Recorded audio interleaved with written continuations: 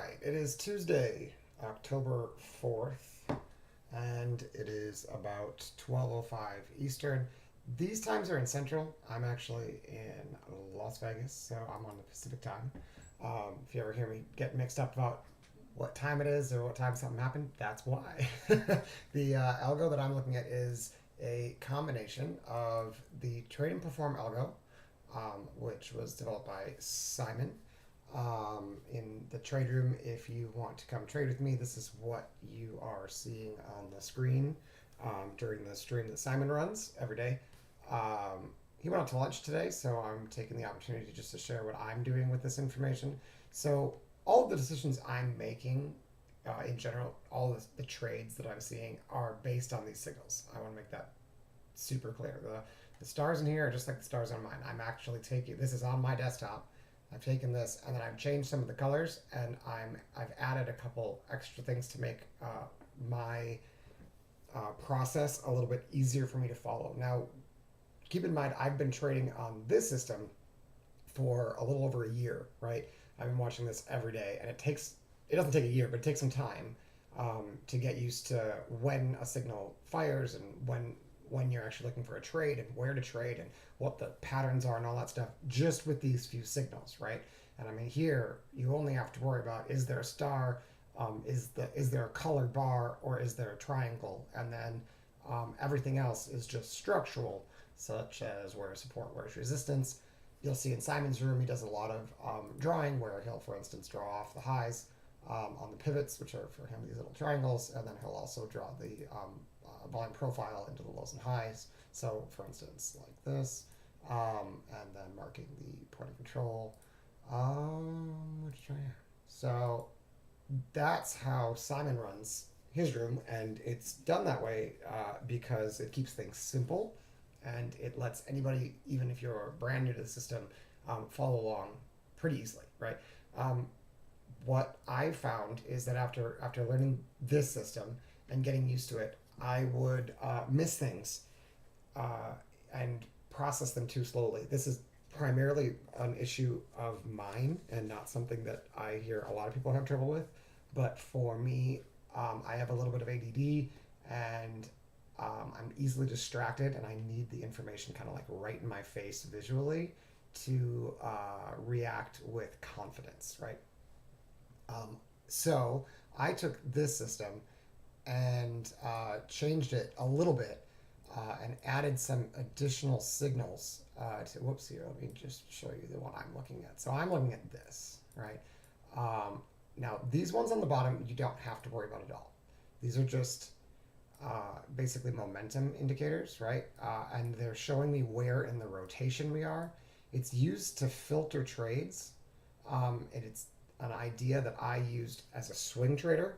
Before I started day trading futures, I was swing trading for a couple of years and utilized some unique systems with indicators that I created myself through some math, right? So rather than using like a MACD, for instance, I like built a faster one that uses different types of moving averages and things like that. That's basically all this is, right? So there are different time frames of momentum indicators that I've built myself, and then I've got overlaid another one that another member has built up here, which is the green and the purple, and so they're actually they're multiple indicators overlaid, right?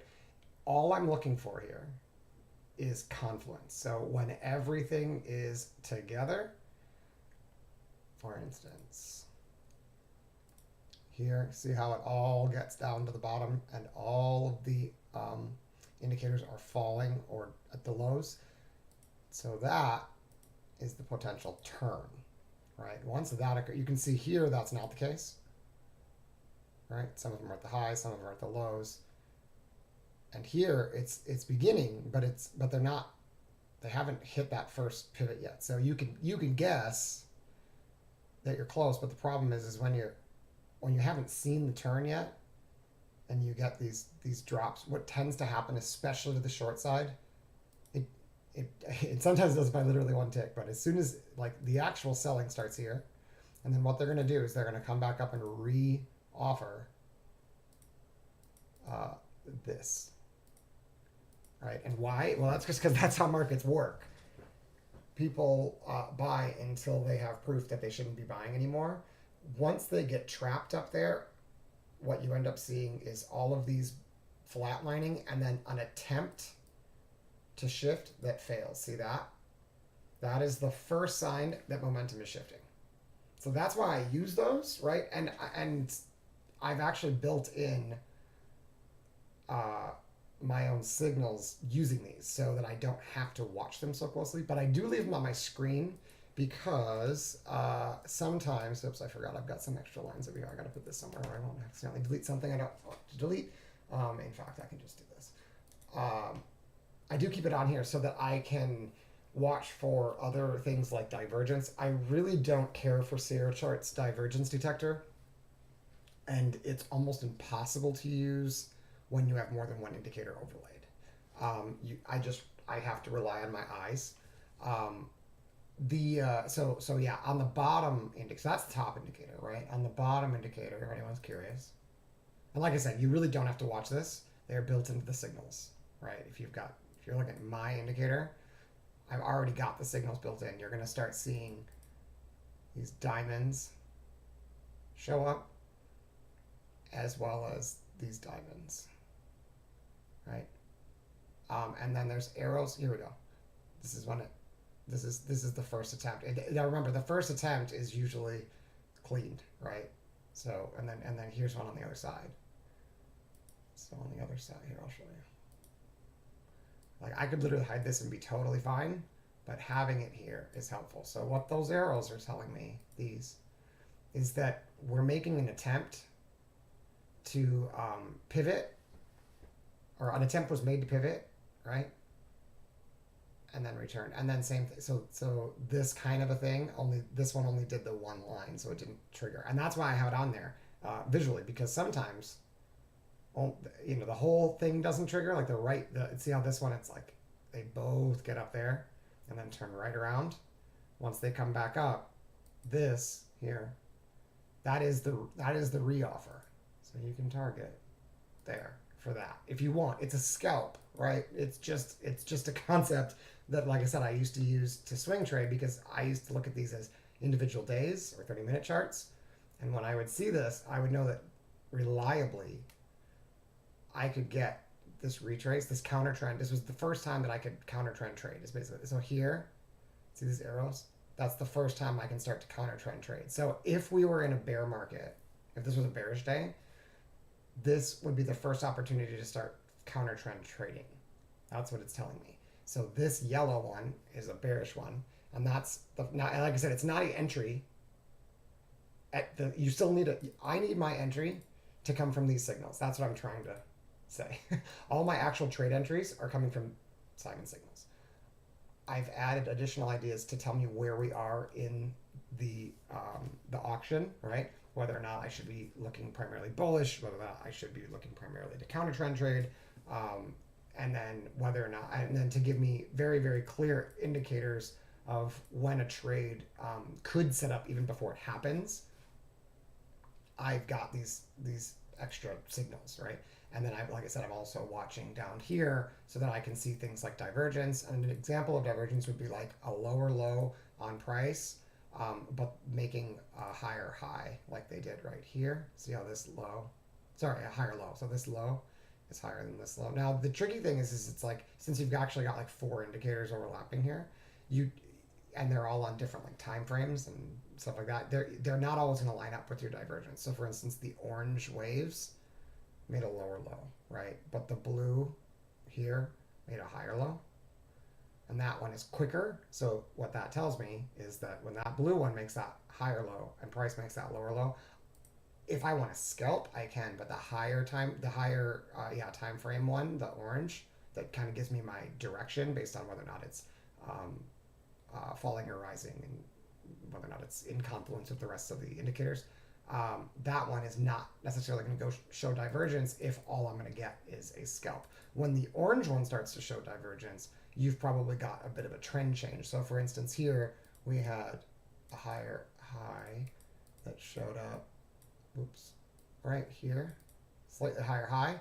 The orange, if you look here, we came up just above the midline here, right? And then we could not, now is that a higher high here? Technically, I guess it is, but at this point there wasn't. Let me see if there's a higher high before. There definitely is. So this one is the divergent one on the orange one. So see, this is clearly, like, this is too close for me. Like, I'm not gonna, that's not, I'm not gonna worry about that, right? But when it does this, when it's like clearly high, right? Clearly high, and then it comes down. Price makes a higher high, right? Not just by one tick, but preferably like a push, stop sweep, right? But the orange is now unable to make anywhere near as high as this before it starts to peter out, right? So this is when that you get that signal, because you don't really know that it's not going higher here, right? You don't really know until it starts to break down. And so if I get these arrows showing up in the bearish direction and I've got higher time frame bearish divergence after a higher high, right? Okay, I'm not just going to immediately short, right? It's not like this is no longer just a scalp short right away, get in. No, it's not. That is not how it works.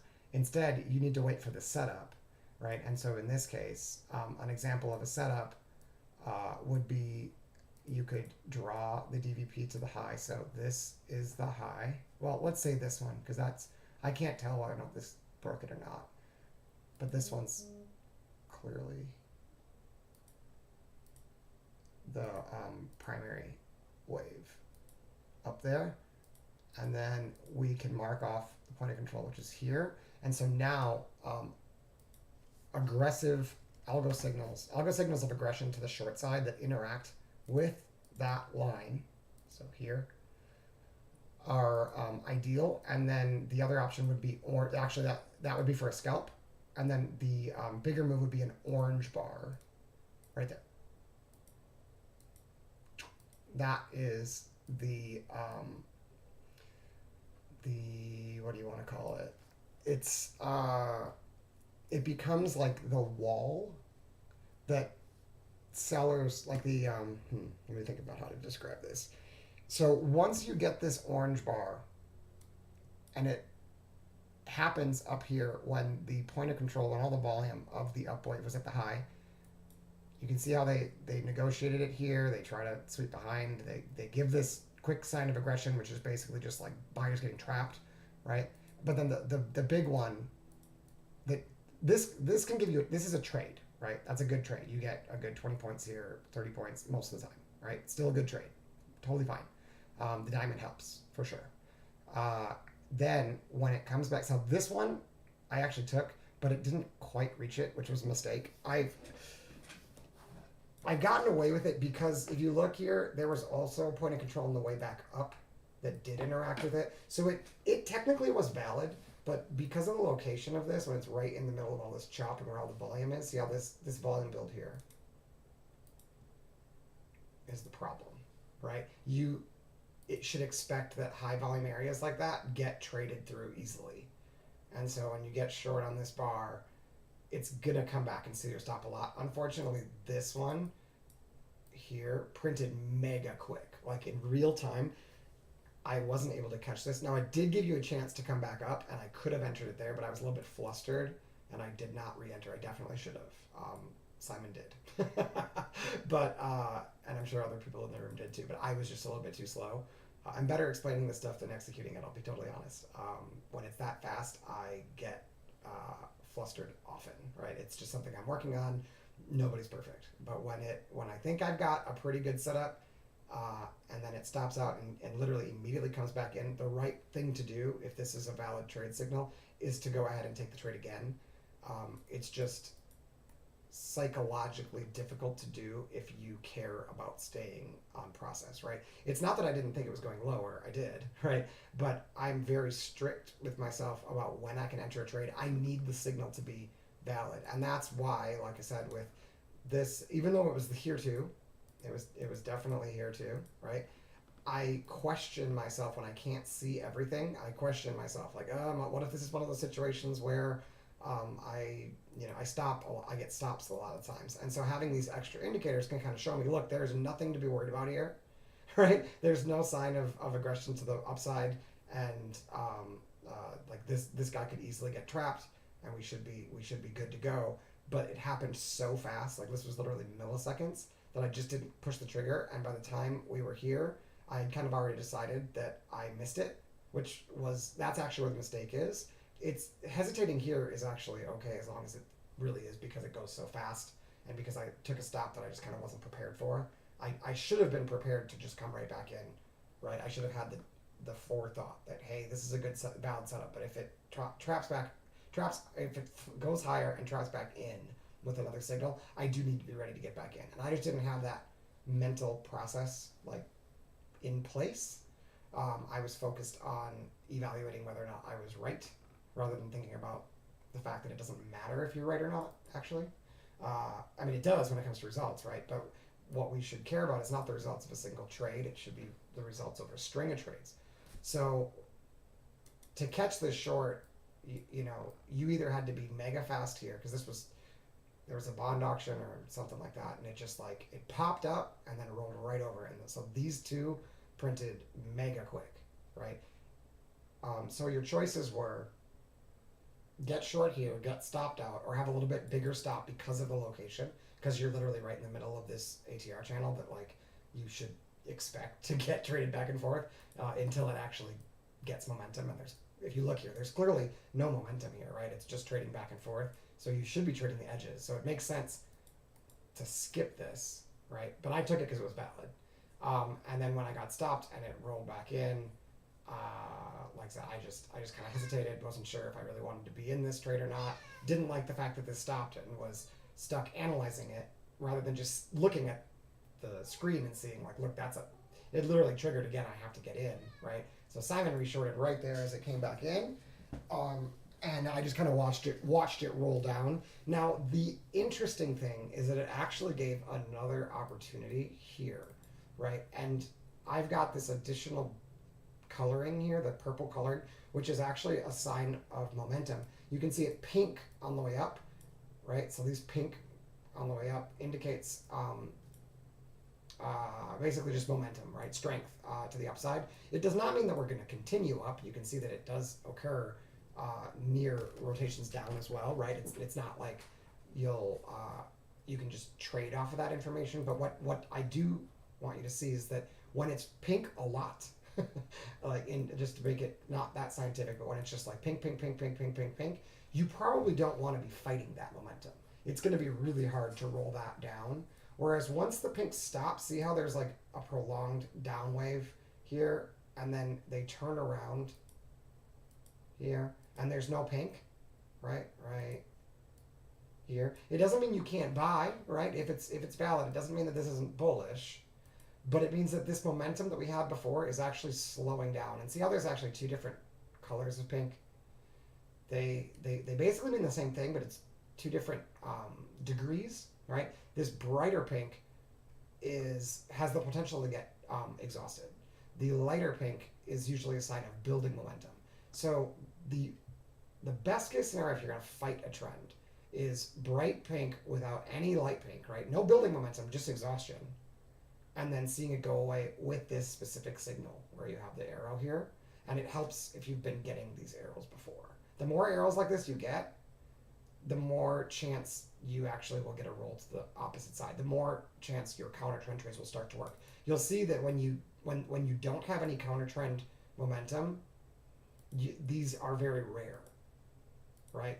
Whereas when they do come in, you probably are going to get some kind of counter trend. Like this one didn't get much, right? And when it breaks this high and it doesn't trap right back in, you know that these guys are absolutely trap short, right?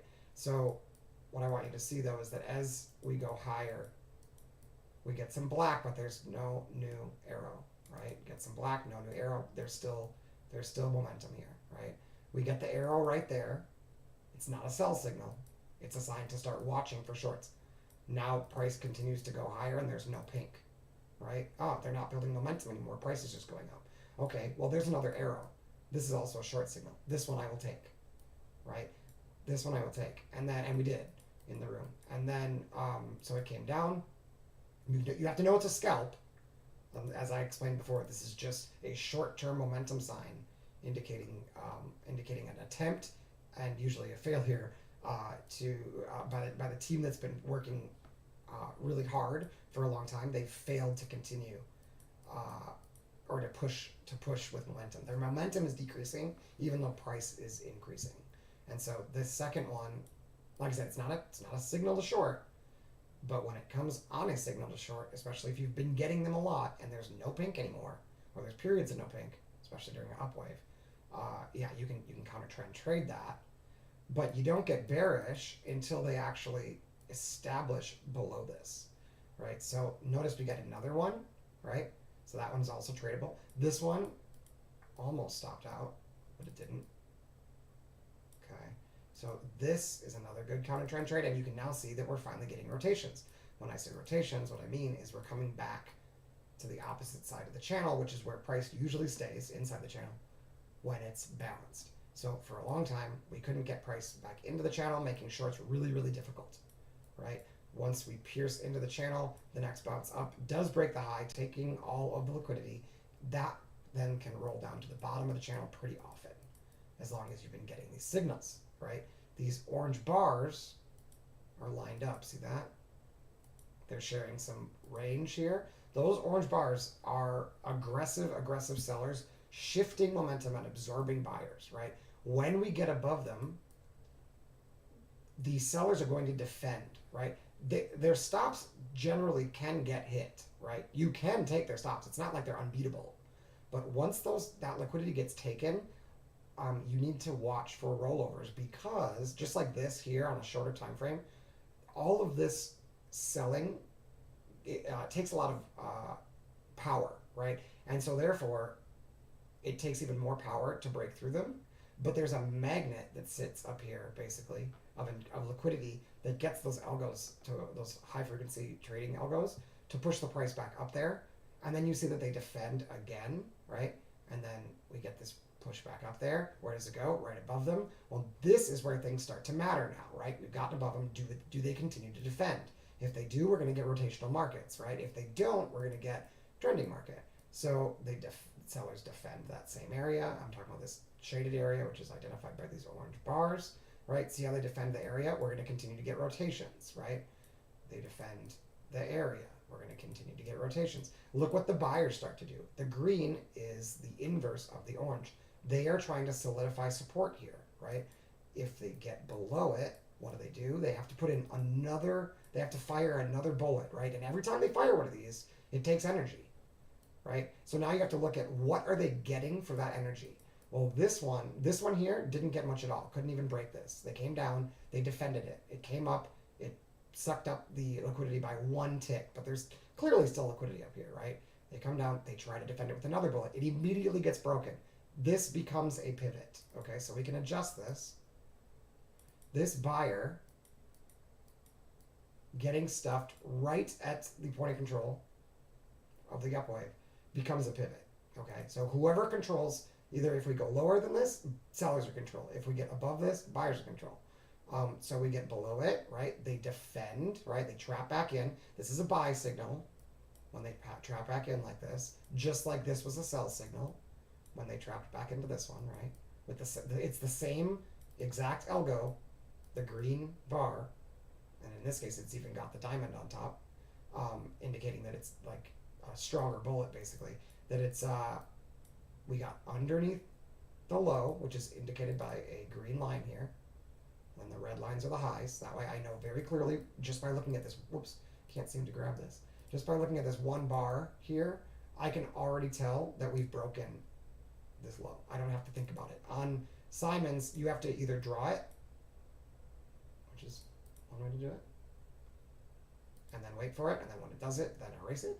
Right? That's fine if you want a cleaner chart, and that matters to you, that's the way you do it. Otherwise, you just have to visually see that we've gotten below it.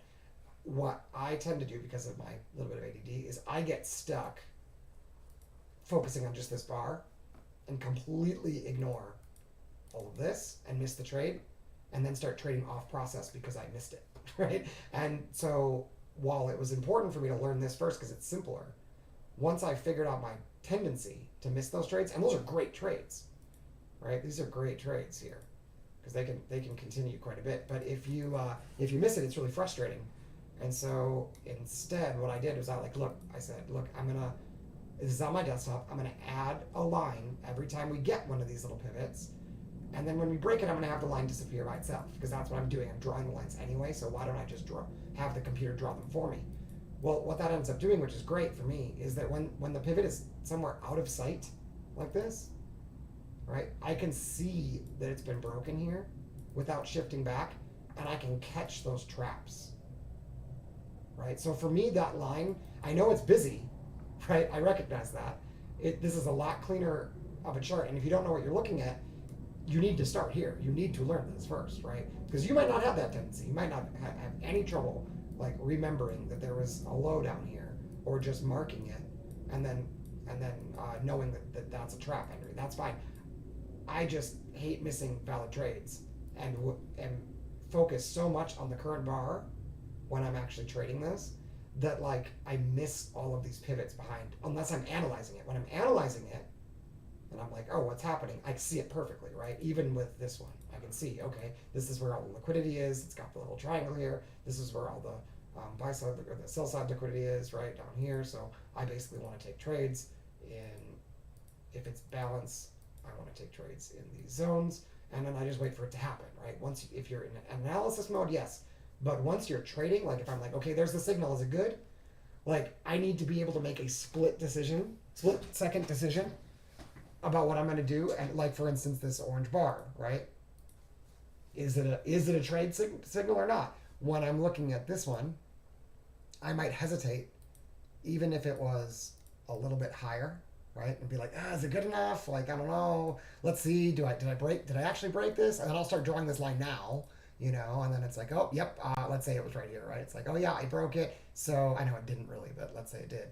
And then I'm like, okay, it's good to go. Well, if it's a good trade, by the time I'm actually like identifying that it's good to go, like it's already gotten down here. And I'm like, fucking hey. And then I tilt, right? And so, because the algo told me to fucking sell and I didn't do anything. And so for me, that was more frustrating. That was leading to more losses because it's like, I have a system that has alpha and I'm missing it, right? Like I literally sat here watching it and it fired and I didn't do anything, right? Like that was so frustrating for me that I'm like, look, I'm gonna have to just deal with the extra information here, and I can make these smaller. Like I said, we don't need those, yeah, that I'll end up being more confident with my trading, and I'll also know right away to skip something like this because in this case, in the reality case, it did not break the high, right? And I can also see right away that see how there's two lines up here. I know that there's another high somewhere to the left, even if I was looking at it like this. And then I see that there's another line here and another line here, right? So I've got all of these potential spots where trades might set up and where liquidity is probably sitting on top of that I am totally able to relax about like this orange bar. Because I'm like, I don't care if there's an orange bar in a place I can't trade, right? If this is an area that I see as choppy and the direction is not determined, like it's not clearly momentum to the upside or momentum to the downside, I can easily ignore it without getting like frustrated because I can just say it visually did not cross the line, right? Whereas here, when there's no line, like I found myself making all sorts of excuses. Like, I've seen a lot of them that touch that yellow line and do it. And, it did kind of get close, right? Like, and that was costing me stops that I didn't need to take. I was basically finding excuses for breaking rules because I didn't have visual confirmation that the rule was like validly, like whether or not that condition was valid or not. So the whole point of all this is I wanted a system that I didn't have to think very much about, and all I needed to do, even in like it's easy when it's slow, and I can like talk through this and be like, okay, this is what we want, and I'd like to see this happen, and then I can do that, and the target would be here, right? When you have time to talk through it, it's like, why do you need all those lines? It's like, in those situations, you don't actually need all those lines, right? I could easily make decisions here if it's this slow. Now, once things start to speed up, like having to visually look with my eyes to see if this high has broken this high, like that extra microsecond of like just like referring to it, is the difference between me being able to get in on this pullback and me having to chase it as it falls, right? And so that's why have added the extra lines and signals, is basically just to make my decisions harder to fuck up, right? Like it's very difficult for me to convince myself that I don't see something when it's right in front of my face. But the challenge is, if you're going to go back and try to analyze bar by bar what's going on, there's way too much information here to do that, right? So when it's time to go and analyze and be like, wait, like structurally, where are we? I need to come back to the easier to read chart, right? And just kind of see like, oh, I see. We've got like all this consolidation. It could easily be like a bull flag of some kind, and maybe we're gonna have to develop volume under here, and so let's maybe see where this volume was, right? Like if I'm gonna zoom out and evaluate where we are, I'm using like either this or else a higher time frame of this, right? Which would be here, like the 40 tick. I might pull up the 40 tick on this one. Let me erase these lines, and actually analyze like structurally like what needs to happen here and get my levels and stuff from this one, because it's just less signals. I don't have to think about it so much, right? But when I'm zoomed in on, is this a signal or not, like I said, I do better. I trade more confidently, and I trade on process. I take trades I'm supposed to, and I don't take the trades that I'm not supposed to, if I can visually see exactly what's going on, without having to really think at all. So hopefully that's helpful. But I do realize that when you're not used to so many lines and you don't know what they all mean, and there's signals and colors everywhere, that it's totally overwhelming. And it, like I said, this was overwhelming for me for like a few weeks, right? Like I had a hard time with this system, just learning it. So I get it, right? And I've developed this over like a year, right? Going like, okay, this is working for me, but I need this extra assistance, right? Like it's like I've added a handicap, right, to the system. These are like my like, when you're bowling, like in your new bowler, and you want to like make sure you don't get too many gutter balls, or like the kids bowl and you add like the bumpers, right? And then like when you still can't seem to hit the pins, then maybe you pull out the ramp for the kid, and you can just kind of line up the ramp to the middle and like, just push the ball down the ramp, and he can get strikes over and over and over again. Like, if you're asking me, do I want the ramp or not? Like, yeah, fuck yeah, I'll take the ramp if you're going to pay me to get strikes, right? Like, I'll take the damn ramp. I don't care what it looks like, right? I don't give a fuck if, like, people think, oh, this is too busy, whatever. Dude, if it works for me, I'm not going to take it away, right? Like, you can't have my ramp. I'm sorry. Like, I'm not going to give it away, right? Because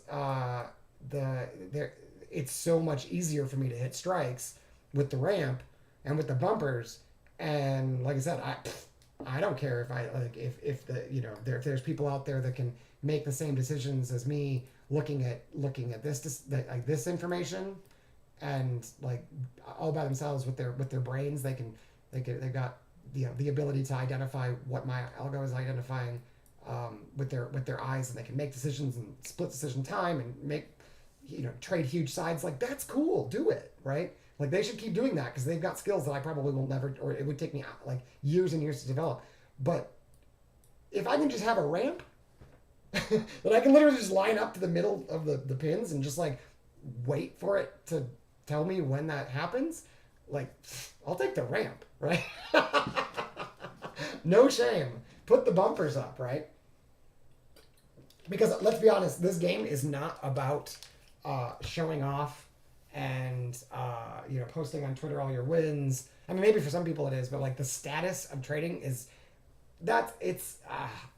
I'm telling you, it's like it's not all it's cracked up to be. Like, the more pressure you put on yourself, the harder it is to keep trading well, if you are even trading well. And when you do get drawdowns, it's so much harder to pull yourself out of them if you care about like how you look, or if you have to worry about like whether or not your followers are doing well. And so like that's a lot of pressure. I'm telling you, it's hard to like run a room, and like it's tough.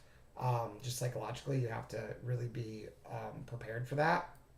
And if you can avoid that, if you don't have that need to like look like a superstar, right? If that's not your motivation to trade and you just want to trade consistently to make money consistently, and you want to be able to like manage risk, and like if those things are actually your motivations, like you actually have a much easier time than if you what your motivation really is I want to be the best in the business, and I want everyone to see me as like this amazing trader who makes calls that no one else can, and right, if that's the stuff that matters to you like subconsciously, this game is going to be really tough. I'll be honest. Like you can make it so much harder than it has to be. Like you know those pins are bouncing up and down and like freaking moving all over the place, and you know the like every once in a while like you roll the ball and it like jumps over to the other person's like lane, right? Like that bowling game becomes so much harder. And then like when you see the guy pull out the ramp, like everyone like you know points fun at them and right like pokes fun at them and like calls them you know all sorts of names about like oh my god look at that ramp whatever like you know he can't even do it without all that stuff. But guess what? If the money's real on both sides, the guy with the ramp is probably doing better more often, right? Like, so there's rules about like why you can't cheat in games for a reason. Like professional football players can't have like sticky gloves for a reason. Because having sticky gloves would mean that you'd like basically very rarely draw passes, right? And so, but if someone offered you sticky gloves and told you that it was allowed for a day, would you take them? You should. If all you care about is winning, then you should probably take it, right? As long as it's not illegal. It's not illegal to have an algo tell me like when there's a volume shift, right? There's nothing illegal about it, and there's nothing unfair about it in my opinion. It's not an unfair advantage. In fact, there's a ton of volume every single day based on not only people making decisions based on algos that are like discretionary traders like me, like hybrid traders, right? But there's a ton of volume that's actually automated with entries and exits based on this exact same type of information, right? That where like they're basically looking at the same thing I am, and every time that they see a diamond, their system just sells, right? And like I said, they might have bigger what's it called, like variability, right? Their volatility in their P&L might be a lot wider, but and they take a shit ton of trades, but it doesn't matter because you don't have to have someone sit in front of the screen. As long as by the end of the day you're green, that's actually all that matters to those traders. So but all I'm saying is because there is so much volume that is based off of order flow information, which is basically what all these are, you know, they're watching things like the profile and the delta and the time in sales and things like that, like to make decisions with the computer, right? Like all I'm doing is, if you could want to think about it, I can say whenever you see an orange bar, a ton of high frequency trader sellers showed up enough so that volume actually shifted, right? And like, can you trade without that? Yeah, you can. But it sure is nice to know when it happens, you know, and especially when it happens higher up here. So you actually have room. See when it happens down here, they shifted volume down, but there's nowhere to go, right? They're at support, and they couldn't break this guy. So it bounces. Now this one looks like it is going to get a nice little roll down, and that suggests that there is momentum, is what that suggests, because it did not break the high here. And they put in a white bar rather than a pink bar at the top. If this was pink, this is actually valid for a short all by itself without breaking the red line. When there's a pink bar 2 to the left, it's technically valid, but it's pretty aggressive, right? Like this, actually, algo signal with a pink 2 to the left, technically valid, even if it didn't break this high, but aggressive. Once it breaks the high and turns back down, like super conservative should be taking it all the time. So like had this just had a little bit higher of a high and it actually sucked that liquidity up, the chances that it's going to get through all of this range increases significantly. Is it going to sometimes just dive? Yeah. When is that going to happen? When momentum is bearish, right? Like I didn't see this as momentum being bearish. I saw this as being pretty balanced. And especially, like I said, looking at the higher time frame structure of the day, like I'm not real excited about thinking that this is going to be like a roll down all the way down. Like it could be. We've definitely seen it before. But that's not going to be my first assumption, is that like suddenly all the shorts are going to start working, right? So if the exact same situation had happened on the buy side, I probably would have taken this aggressive trade. But until I see sellers actually get trades like this working, like now that I've seen it working, well, now the next one I might be a little more aggressive. But I'm just not the type of trader that's going to take every single signal, right? I'm not that high frequency aggressive computer program. Like, even though it technically is a signal, it's an aggressive signal, and they're going to stop more often than the conservative ones. If I wait for this trap signal where it breaks the red line and comes back in with an algo, I'm going to be right like 66 to 74% of the time. And that's a great win rate, right? For me, like that's the kind of win rate that I can live with. That is the bumper. That's the bumpers and the ramp, right? Scenario. Like that's what I want. I want layups. I want trades that I of course you never know if they're going to work, and you certainly don't know if they're going to be huge or if they're going to be small scalps. The market's the market. No one knows exactly what's going to happen. But I want my my probabilities to be on the high side, and I'm okay, completely okay, not even stressed at all about missing these when I can easily see that this was not a high odd setup. It was a aggressive lower, still a setup, but a lower odd setup, unless I thought we were bearish. So the one thing that I can, if I want to improve on catching these, what I'd have to do is be able to catch on to the fact that it got bearish up here. And like I said, I mentioned earlier, these arrows, these yellow arrows, and the absence of blue arrows, well, we did get one here, but this one for sure. In fact, there's a blue arrow here too. So usually what you'll see is yellow arrows, but not blue arrows. And then you'll get roll downs. So, but not every trend change is the same, right? So we'll have to see if this actually breaks down, or if now it's sitting at a voodoo range level. 11601 is a voodoo range level. That's what these dashes are. I'm much more comfortable taking aggressive trades if we're sitting at a voodoo range level. Much more comfortable. I know that they work, as long as you're not fighting the trend, they work really often when they set up at those locations. I still need the setup though. I can't just buy it because it touched it. I need it to actually set up. And you can see how there's no green down here anywhere. These green lines, that means there's no pivot, right? So when we went up like this, the very nearest pivot was all the way down here. This whole leg had no pivots, no pullbacks this whole time, right? And that was right into the, what's it called? The 30-minute opening range. Ended right there. So this move here becomes this level here becomes a very important level. That pink is that opening range low. And this is the pivot that happened right after it, right? So it's like open, drop a little bit, rush, pivot down, and then just run, right? And the very next pullback wasn't until here, which we have now clearly broken below, rebid or reoffered, and then aggressive sellers defended. So it does make sense. It's just, it's aggressive to get it there. It's better to get it here. I hope that makes sense. It's technically, because I realize it's the same exact signal, right? It's just structurally you want it, you prefer it to be, you prefer it to line up either with that POC that I pointed out earlier, or else to, like this is actually a great short too, because it broke above this high and rolled over with an algo signal, right? What the algo signal is actually less, it doesn't matter quite as much. They're built so that like they'll all work in that scenario. That trap scenario is like my bread and butter, because we do a lot of mean reversion, you know. All right, so you can see that we traded underneath the voodoo range level and the buyers are trying to fight it. See how there's no pink bar here or here, but this one is pink? The pink bars are a sign that, the purples too, are a sign that price is moving primarily because people are pulling their orders. It's actually looking at, can I show you this without showing my account number? I can't. You'll have to look at it yourself.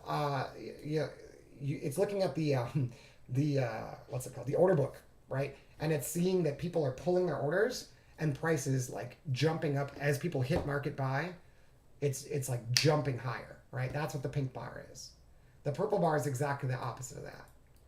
People are hitting sell, and rather than getting filled right where they think they're going to get filled, people are pulling their orders suddenly. They might still get filled there, but someone pulled their order, and that's really where the momentum of drop in price came from. It wasn't because some big aggressive seller came in and crushed it. It's actually that there were buyers there, but now there aren't. right? So they weren't necessarily spoofing, like they could have actually been interested in buying here, but something spooked them, right? So same here, like there were buyers all through here, but something spooked them out and they exited. And that's important information. And you can basically treat those similarly to a LVN if you know how to, like, if you know how the profile works. You want to think about these as micro LVNs, right? Especially when they stack up like this. So remember when I said this area here that's shaded was a pivot, and that occurred when the green bar got beat right here. So that green bar got beat by a purple bar. See that? So the green bar had big volume. They shifted volume up. Buyers were here supporting it, and they just got spooked, right? And then the diamond says that they actually like evacuated the building very quickly, way quicker than we would expect, right? And then we got some continuation, which is the diamond, or the triangle. I swear I know my shapes. I did go to kindergarten. And then we broke below the low. They pulled their buy orders, and someone aggressively responded, right? You get a return. They didn't break the high. The exact opposite happened, right? Sellers started to pull their orders, getting spooked. Then someone came in and aggressively sold. They all followed them, right? And so this goes back and forth. But what you can do is you can actually mark off when we have like these purples. You can mark off to the right and find scalps by looking for aggressive buyers and sellers that show up there. So see how this guy right here got a response, but then he got beat, right? It got below him. So once an aggressive seller here and here start showing up there, the resistance is basically they're trying to push the resistance lower and lower. It's not a sell signal by itself, but it's an indication that you probably have some sellers. Look how they then they bounce up here and take all these guys out, and then they roll it, right? So you don't necessarily have to sell these, but it is a pretty clear indication that sellers are getting more aggressive. Hold on real quick. Let me just close this. Okay. Hopefully those will stop. Sorry. All right. So anyway, yeah. Oh no, they're not going to stop. Just getting messages in the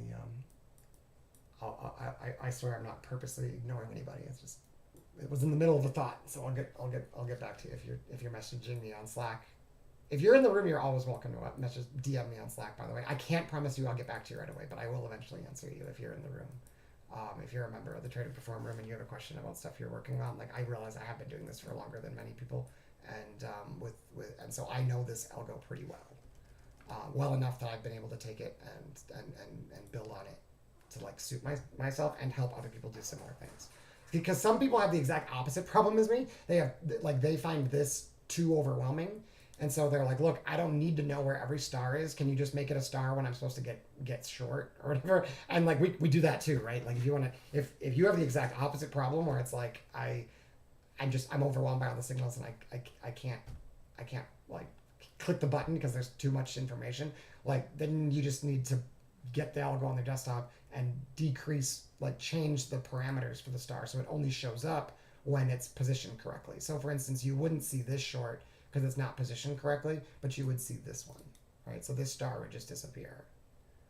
And like there's a lot of people that trade way better like that, right? They don't want to think about what's happening and think about the fact that like, oh, that's an aggressive seller that's trying to push price down. Now we just need to steal his stop and then we can roll, right? Like they don't care about that. Like they're just like, just show me the star when I'm supposed to get short, right? And that's cool. Like that's fine. But you might miss some nuance. Like you wouldn't see this orange bar, but you'd see this one, right? You'd probably end up seeing this one too, depending on how strict you want to be. But just the location inside of the or outside of the channel can give you a lot of information about how to interpret this stuff, right? And once you get used to it, you might want to put the signals back because there's some pretty cool traps you can catch by getting these guys out of position, like this. See how this orange bar traded down at the low where the buyers are supposed to be? They got underneath them and then they couldn't push lower, and so you can get a scalp here. But if you don't care about this and what you care about is catching this, well then you probably need a simpler system, right? You don't want all this information. It's too much. The way I'm like, I'm trying to catch these and these, right? But I only want to catch them when they have like a 65 to 75% chance of working. So I'm not taking them all, and that's the important part. I'm not taking every single one of them, and the extra information helps me filter. It's not going to filter out all the stops. It's going to make my probabilities of it working better. I'm still going to get stops like 25 to 30% of the time, which feels like a lot when it happens, right? But it also means that I can relax a little bit and just kind of wait for it to set up. But additionally, if I'm going to wait for instance, for this red line to get broken and it doesn't, I'm going to miss these, right? And so you can't have it both ways. You have to either be more aggressive and be willing to take 40% of your stops, of your trades as stops, and keep those stops really small and make sure you're getting paid on the times when you do, or you do it. What I do is you're more conservative with your entries, and that way, even if you fuck up the execution a little bit, you'll still end up on top, right? Like my coach is like a master at execution, and so he's much more aggressive than me. He is very confident taking those aggressive trades. He's probably short here, right? He's at lunch, but if he was trading this, he'd take this, and it, like I said, it's a valid entry, but I don't, because I know that this one and this one are better, right? And so it doesn't mean I can't take this here. Doesn't mean I can't take this. It just means that I usually won't. Oh, here we go. That's actually a buy signal. So let's go ahead and take it. I'll explain it in a minute. Hold on. Let me just make sure my no guarantees it's gonna work. So we're gonna put our stop at 91. We are kind of trading counter trend here to the short term, so it might just like roll down, right? And that's fine. Like if they stop me, I'm not worried about it. It's just an indication that the buyers actually are giving up. But what we have here is see this blue arrow, right? That's an indication when it shows up with this diamond, and even more so when it's pink. It's an indication that buyers are trying to bounce, and it's at a voodoo range level, and that it was bullish for like 48 hours, right? So these are very high odds trades when you're with the trend. When all these signals line up all together, it's like there's so many reasons to get long here. I just kind of have to do it. But when they don't work, right? It's and like they don't just trap right. If they trap right back in, I can get back in. But if this low gets cleaned out, right, then I know that I'm done buying for a while. Like these should not fail very often. They do fail like 25% of the time. But when they do fail, buyers are not participating, right? They're getting trapped basically. But I should be able to get 12 to 15 points on here. 70, I forget what the last it's up near 75. I think it was just under 75. Like conditions change, right? You have to keep taking these back tests and make sure that the trades that were working last week are working this week. But in general, that combo of trades of algo signals showing up with the trend has been really strong. The question is the trend still bullish? So if you don't think it's bullish, then you can't really buy it. And we did have a ton of volume go off here. See that? See the difference? You can see it down here too. The volume is all here. I can draw for you. So that diamond here is an indication that all of the volume on the range on the wave that just occurred happened at the bottom. Now they don't matter quite as much when you're in the middle of the channel, but if you get a rotation away and then it rolls, I can do it here.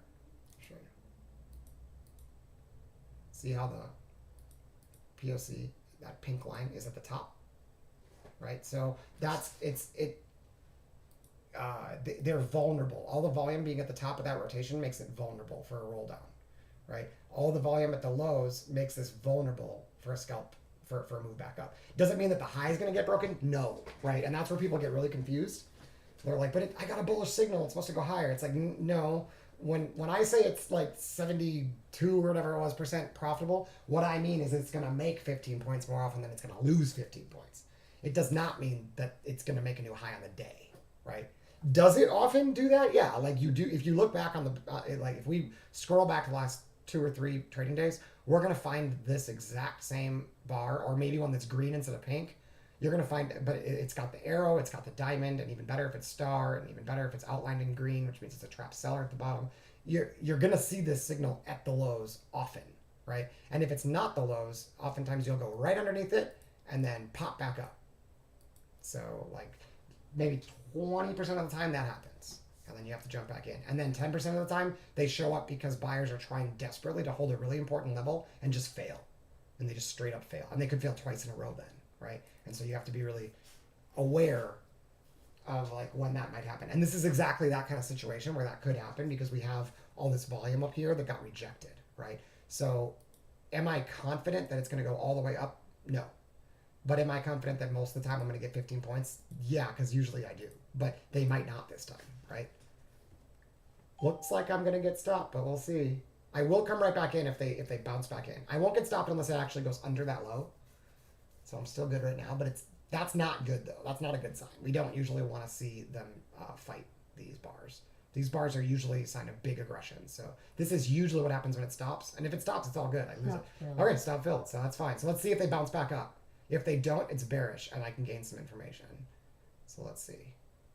If they jump right back up and give me like a green bar or a star, I could actually get back in and try it one more time. Because like I said, sometimes you just need to trap those aggressive sellers at the lows. But like I said, more often than not, it's actually just done. And it looks like bulls are toast.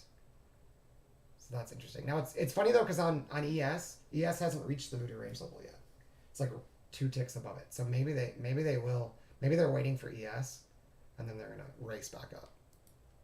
But having the voodoo range level up here, that dashed line, with the volume right above it, sucks as buyers. Like that's a problem now. it was an asset if you got over it, right? When price was here, it was an asset. Once we've gotten under that. That is, especially when we got under this one up here, that's a problem. So, but like I said, if they come back in with a star, I will take it because I have to because I know it works often. And it might be frustrating to like take 2 stops in a row on like basically the same setup, but there we go. So I'm taking that with regular size. And like I said, I will put my stop at the low. And if they take me, it's fine. I'm just gonna not buy for a bit. But usually I'm gonna get my stop back here. Usually. But like I said, if it doesn't work, the reason is because all the volume is here, right above the voodoo range level. So see how we're rejecting right off it? Like that's not a good sign. This is exactly what happens when they absolutely like crush you. But like all I can do is just take the high odd setups because more often than not they work. But sometimes they're not going to. And I would be pissed at myself if I didn't take it and then it went 30 points. Like that's what's going to tilt me. I can take the stops as long as it's valid, right? As long as I know that more often than not this is going to work, I just need to keep taking the trades. What fucks me up is not finding an excuse for taking the trade and then seeing it run and being like, what the fuck am I doing here? I'm wasting my fucking time. Like if I'm not going to take the trade, why the hell am I using the system, right? So you just have to take the trade, and you just have to decide ahead of time: am I going to take it twice, or am I going to take it 3 times, or am I going to take it 1 time, right? And here I said I'm going to take it twice, and that's it. And so I just follow that plan, and whatever happens, happens. And if I feel myself getting frustrated, then the answer is close the broker, do some analysis, and come back when you're ready, right? Like it's the market's gonna be there. If it's just not rotating right now, like that's just how it goes, right?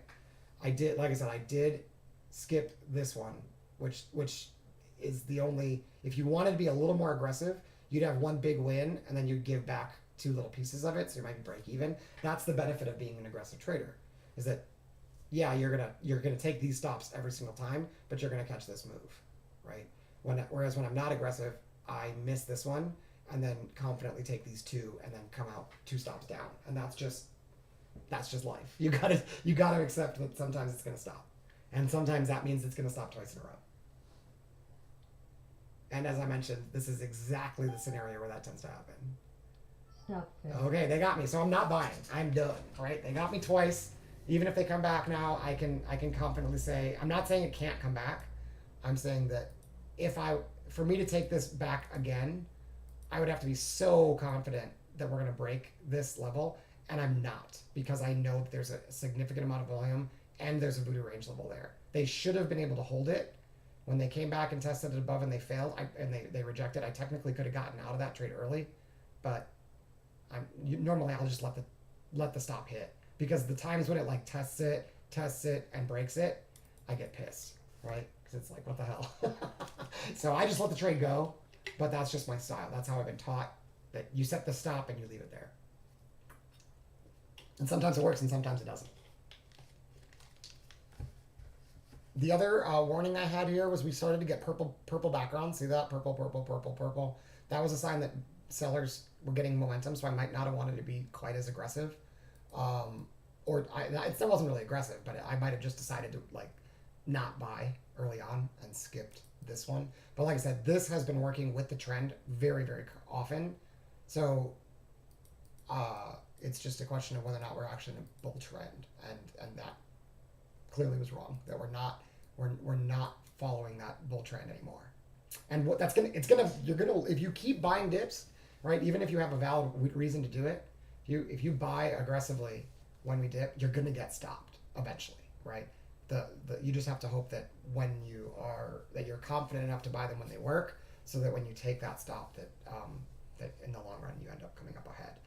What you don't want to do is wait, and then finally when it starts to roll over, be like, finally I'll decide to buy for the first time, and then that one's the one that's short that stops. I mean, sometimes we all do it, but like you don't want this to be your first trade of the day, right? That would suck. Definitely been there.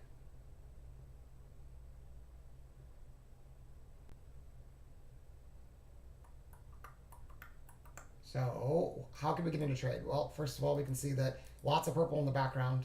We've gotten underneath this channel here, and we're having a hard time breaking back in. All signs that bears are in control of the market, of the auction at the moment. Doesn't mean they always will be, but for the moment they are, right? So our choices are do nothing and wait for rotations to return to the market. In other words, for us to get back into this kind of action, right? Getting back through the back to the other side of the channel here, and then our high on setups are going to start showing up again. Or we look for aggressive sellers defending some of these old supports, potentially new resistance, right? Those are our two choices. And then, like, I'm not a breakout trader. I do not sell this. I will get out of my long. I will not flip short there. Way too often. That strategy works like 25 to 30% of the time, to be honest. Totally honest. Like, most of the time, you're going to get your stop swept. And unless you're scalping for like 5 NQ points or something. But most people are taking breakouts, put their stop way up here with options, and then just try to get the roll down. That's fine. But I'm trading my size, I can only take a 15-point stop in NQ. So I would stop out often, because I would end up getting short here, putting my stop 15 points higher, getting stopped out, and then it goes, right? So I'd rather just wait for this and skip this. But that's just me. It does mean that sometimes it's just going to roll down. I'm going to miss it. But you know what? Like, gold has been doing the same thing, and I haven't been watching that and trading that. ES is doing the same thing. I missed those trades, right? If that doesn't frustrate you, then like, why would this frustrate you?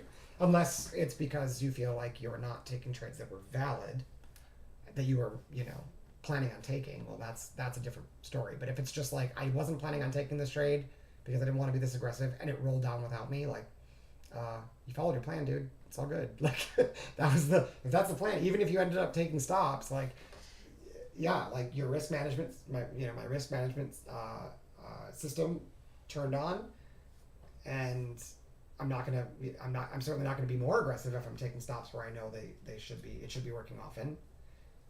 And so like I said, the options are step back, adjust, and then come back if you're ready, or just keep trading the plan and trust that with a high enough, since the win rate's high enough, or more often than not, you might not end the day green, right? But you're gonna in the long run, if you keep doing what you're doing, I mean, obviously past performance doesn't guarantee future results, all that stuff. But I don't know how else to do it in a way that I have a high probability to come up successful. Let's put it that way.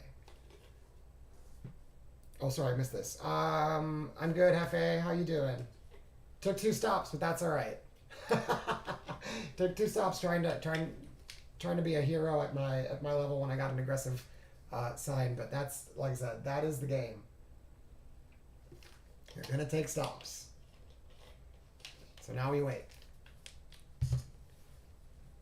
And like I said, the only adjustment I could make here is to skip this trade because of the location.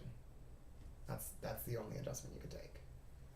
But yeah, I've been seeing that signal work often with the trends. So like, and when I say often, I mean like almost like 70-some%. But that means 25% of the time it didn't work, right? So this is just one of those times. All right, so we're not going to buy. I'm not saying it's not going higher, but we're not going to be buyers when it's been purple like this, bright purple. This is an aggressive buyer showing up here, right? But these guys are trapped. So you'd have to target their POCs. You'd target here, and like your stop has to go down here. It's like, why? You know, like what the risk reward there is just not good enough.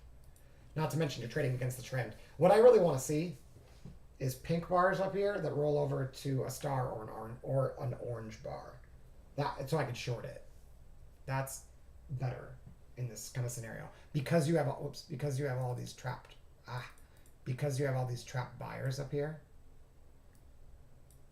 What you really want is a little bit of an extension that can roll. So I don't care that this signal triggered on the long side here. I shouldn't say I don't care, but that's not going to get me into a bull trade after I saw this very, very high odds signal fail, right? I'll take one more and see if they just like are trapping this guy to run. But when this fails and the very next attempt fails again, I'm not convinced that the buyers have any bullets left, basically. And like I said, I know that there's algo signals going off on the way down, but I'm not going to chase. Because this would be a sick chase for me. Selling this breakdown is going to fuck you so often. Not because it's not bearish, but because usually you're going to get a retracement. And when you do, the better setup will show up. In fact, speaking of that, let me run to get a new drink. I will be right back. Because this isn't going to set up until it extends a little bit. I'm not going to trade a breakdown, so I will be right back, guys.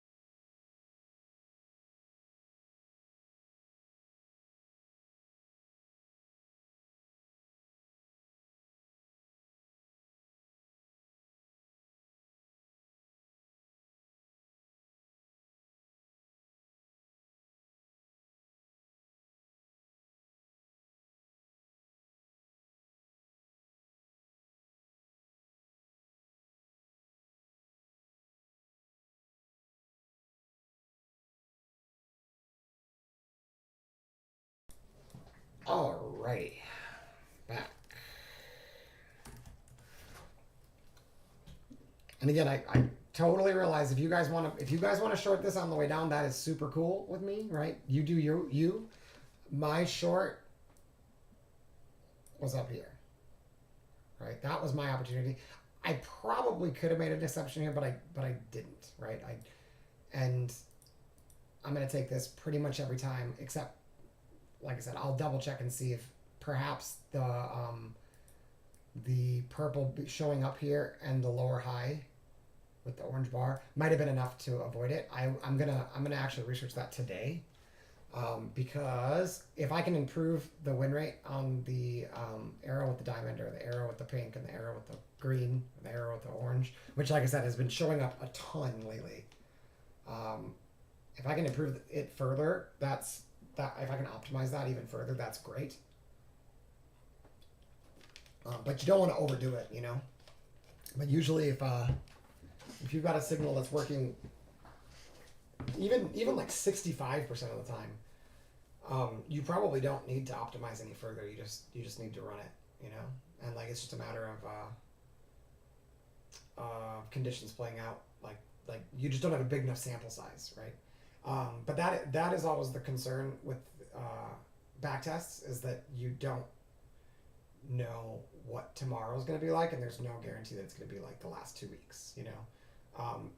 But what I was impressed about was that it was working when we were balanced, and it was working when we had that big down day, and then yesterday when we had the big up day, it worked again. And so I got kind of excited over the weekend. I don't trade on Mondays and Fridays, but so on yesterday I got excited when I saw that exact same signal showing up at the pivots on the lows. I'll show you a little bit later. But that that got me excited to give that a try. But like I said, the one situation where it might not work is where that same exact where the wave that came into that signal has an orange bar, and that is either a lower high or it was the high and it got swept, right? Because that's kind of the same thing as a lower high, to be honest. It's either a trap high or a lower high.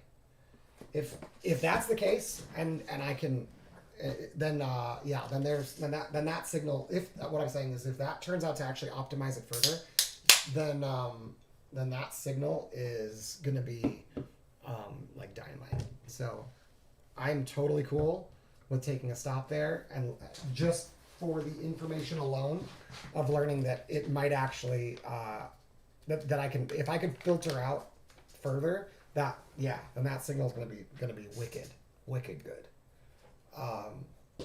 And like I said, I just don't know how long that's gonna be the case. Like that might not be always how it works, but especially when we have a high like that, like high of the day, or a high of like structure, if a structural high, if it rolls over and then shows up right there at the low after an orange bar, I would not be surprised if that's where they're not working. And if, like I said, that would be amazing if I could filter those out. So we'll see. I will be studying it after market, and if you guys want me to, I will stream that study. Because I think even if you don't have the algo, I think it's really interesting and useful to see how someone does like improve their system by review, and how you learn from your mistakes. Doesn't matter what your system is, you should still be able to learn something from watching how I shift my thinking based on experience. So. Wow, well that breakdown would have worked. Star followed by diamond down is technically a momentum signal. So if we thought it was super bearish, it's not wrong to get in here. It's just ultra aggressive unless you're confident it's short, right? It needs to be bearish, and there needs to be trap buyers. And I guess I was pretty confident it was going lower. I was just not going to take another stop after buying this one, right? And so that might be a little bit of a leak, but yeah, especially with these trailing drawdown accounts on Apex, going from the high watermark and then taking like 2 or 3 stops in a row can really fuck you up. So like you have to. I would rather, it's not the momentum trades like that, the star followed by diamond in the opposite direction. They're not high odds, right? They do not work more often than they fail. They only work in certain scenarios, so you have to be like you have to be confident that you got the momentum right. I've got all sorts of tools to tell me that, but whether or not you want to take that aggressive like shot or not is up to you. And here we were going into the low of the opening range, the 30-minute opening range, or maybe it's an hour opening range here. Like I'm not gonna guess that the bulls are just gonna like capitulate right there. Like it's, I'm not saying you can't. It's just not my style. I'm not the type of person that's just like, I'm bearish, I'm gonna short every single signal now. Okay, that's technically a medium odds buy signal. This is a huge down wave. So the idea here is to get it back up to this quartile in the bottom between the purple line and the blue line. It's a decent scalp. I'm not going to take it, but it's, I wouldn't be surprised if it works.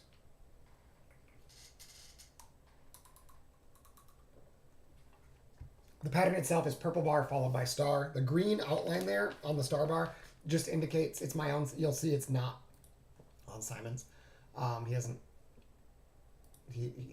I've shared most of these with Simon, and he's very particular about what he likes and what he doesn't, and what he wants to share with the group and what he doesn't, because he doesn't want people to get confused, which is, I think, really the thing. It's what you have to do as a coach.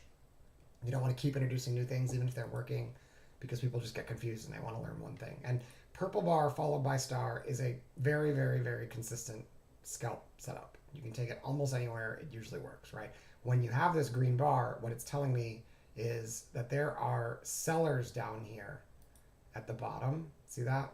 There's sellers down here on the footprint. And so when I get that star, which is a sign of aggression to the upside, when it's white, it's a sign of aggression to the upside, and there's trap sellers down there, the chances that we get a reaction are higher, right? So, but see, this one was green too, and this reaction only goes to the edge of the channel, which is really common during bear moves. So this one might get stuck right here. The reason to take this is because your risk is off of that low, and your potential reward is here, and that's pretty much 1-to-1. So that's the reason you can take that. I could take that potentially. I just chose not to because, I'm not really feeling like aggressively like scalping and taking like 4 stops in a row on a live stream. But yeah, do I take those like other times? Yeah, if I'm at location, right? If I've got the location right, then yeah. If we would have gone a little bit lower and hit that voodoo range level down there, 11.5, 18.50, I'd be more likely to take it. Sometimes they do front run them though. It's not like they always tag them, right? But I'd prefer to actually go a little bit further and then see the aggressive response occur right like as we cross back over it. That would be ideal. And then second best would be touching it or getting within like 2 ticks of it and then bouncing. But here where it's like a couple points and we actually trap some big seller down there, it's like, I don't know. I don't trust that why are they selling heavily into that level that I know algos are generally going to defend if it's not bearish? What it tells me is it's probably bearish.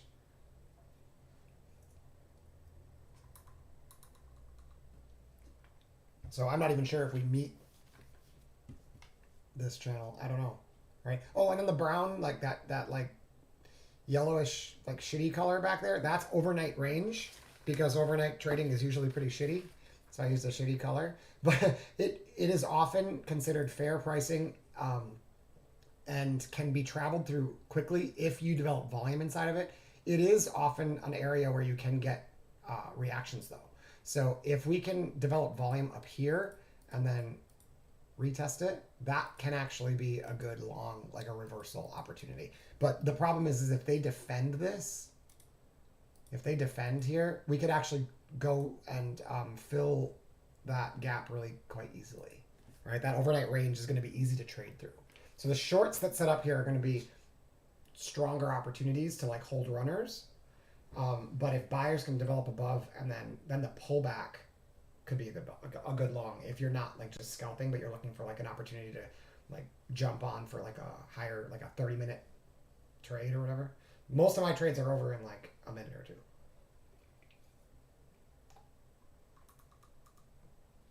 I do hold runners, but the core majority of my trade is getting off at 1-to-1.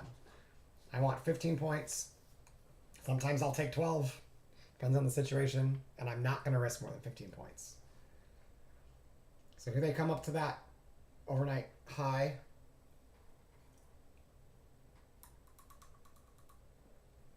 As well as the channel there. And that channel is proprietary. I can't share exactly how to build it, but I'll be honest, like you can honestly use like the concept is what matters. Don't get too like stuck with like needing the perfect conditions and stuff like that. Like, yeah, you might not get like a 72% win rate, but like you're gonna do way better if you just know like where price usually goes. If you know that price usually stays within a certain area based on like an indicator, like it's probably helpful, right? You don't have to have the exact same settings as we do. Like these settings are optimized for NQ, and that's certainly cool. But yeah, like if you're not, you don't want to pay for membership, and like I'm not gonna lie, like you're gonna just the concept of like I'm gonna take longs at the bottom of a channel and I'm gonna take highs at the top of the channel. Like you'll do better, right? I hope that makes sense. I don't mean any disrespect to the Trade and Perform room. It obviously is way optimized, and it's great to have that all set up for you. But I personally feel like the only mistake you can have is by not being aware that you can determine whether or not the market is balanced or not based on whether or not it is trading in an area that you would expect based on statistics.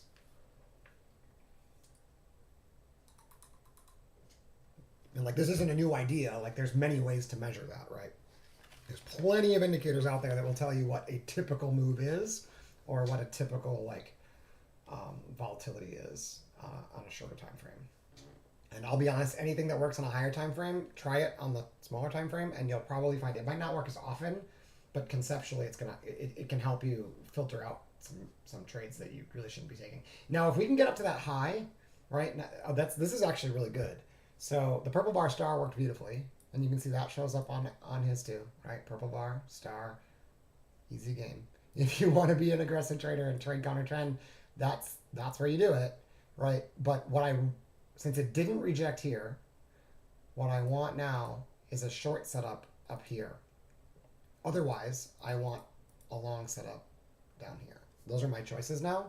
So keep in mind the signals can shift while the bar is live. Once it's closed, like all these, you won't see any disappearing signals, right? But this star could disappear if it closes bearish, for instance, because those conditions are met if they close bullish at 11,576.25. But if it closes bearish, that star is going to disappear because it didn't actually confirm. It also, I happen to know this, a bullish star also needs a bullish close.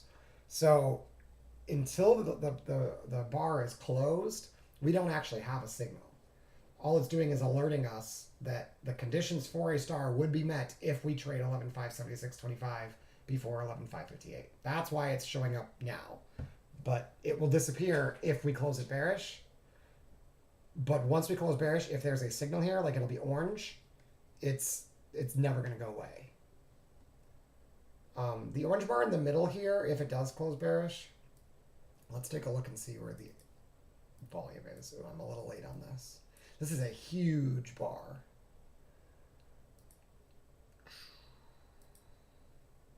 I mean wave. Huge, that's way up there. So I would need, to be able to be confident shorting like any orange bar, I would need it to interact with this pink line. Otherwise, it's an aggressive short. Because volume shifts can happen pretty much anywhere, especially with that kind of, that huge wave like that, you could get juked very easily trading early. And that's honestly, had I drawn that, I might have actually recognized that this scalp long is pretty good, because this whole area here should be pretty easy to trade through. Getting through and holding above that pink line, which happens to be really close to the voodoo range level, that's going to be tough for buyers. Unless it's bullish, in which case that's exactly what's going to happen.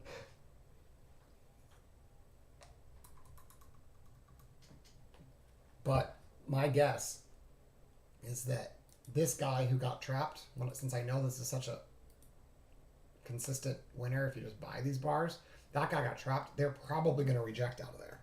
Probably. Because those traders who are aggressively buying there now become stuck and often flip to sellers. So we'll see. You might trade over its high and then roll over. But I would not be surprised whatsoever to see that become a pivot. I've definitely seen that before.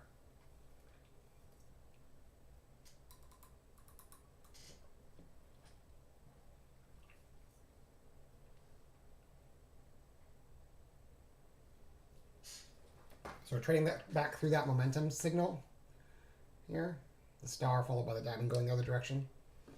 We're going to go test that again because they hit it on momentum, but now the market doesn't like when price goes through something without actually auctioning it. There was no, see how there's no price discovery here. It just like drops, right? The buyers pulled their orders quickly. That's what this purple bar with the diamond says.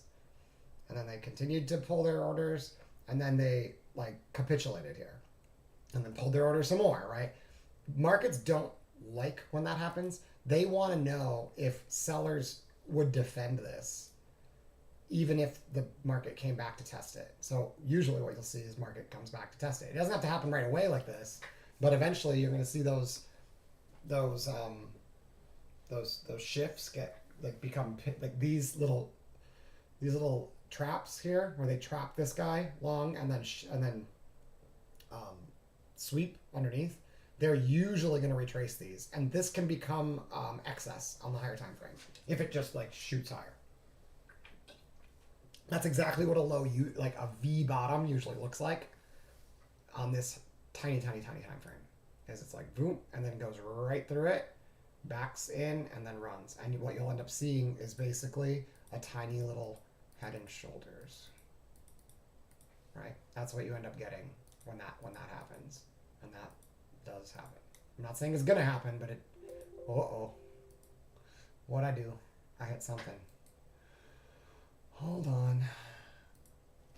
I think I hit a button I wasn't supposed to. Sorry, guys. Give it a second.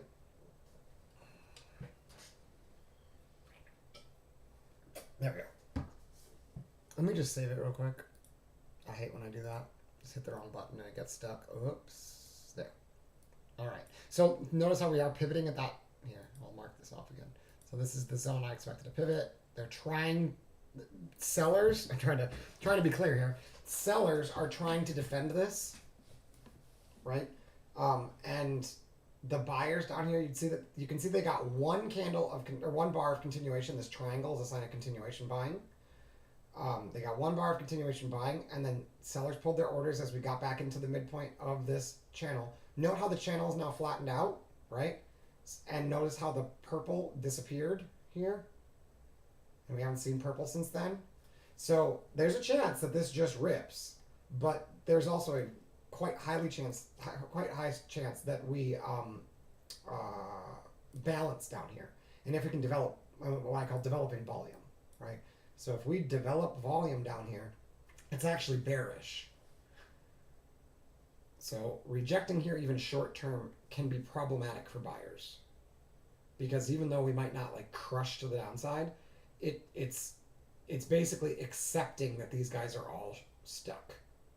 So really price needs to get back up here to this diamond and the voodoo range level to have any chance of actually like continuing higher. Without getting up here and establishing volume or balancing or ripping higher and pulling back, holding this, right? It's going to be really hard to convince anybody that the highs are going to get broken. And you can see that on higher time frames, but I don't want to confuse anybody. Well, here, I'll show you. 40 buyers shifted volume at the low. See that? But all these guys are trapped, right? So if I want, I could mark off. This is the lowest one, right?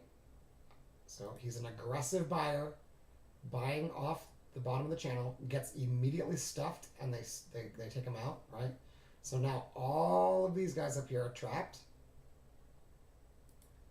So even if we get up there, what you're usually going to see is these low volume nodes here, the pink, are going to become support resistance. In this case, resistance. So So the resistance will show up right there.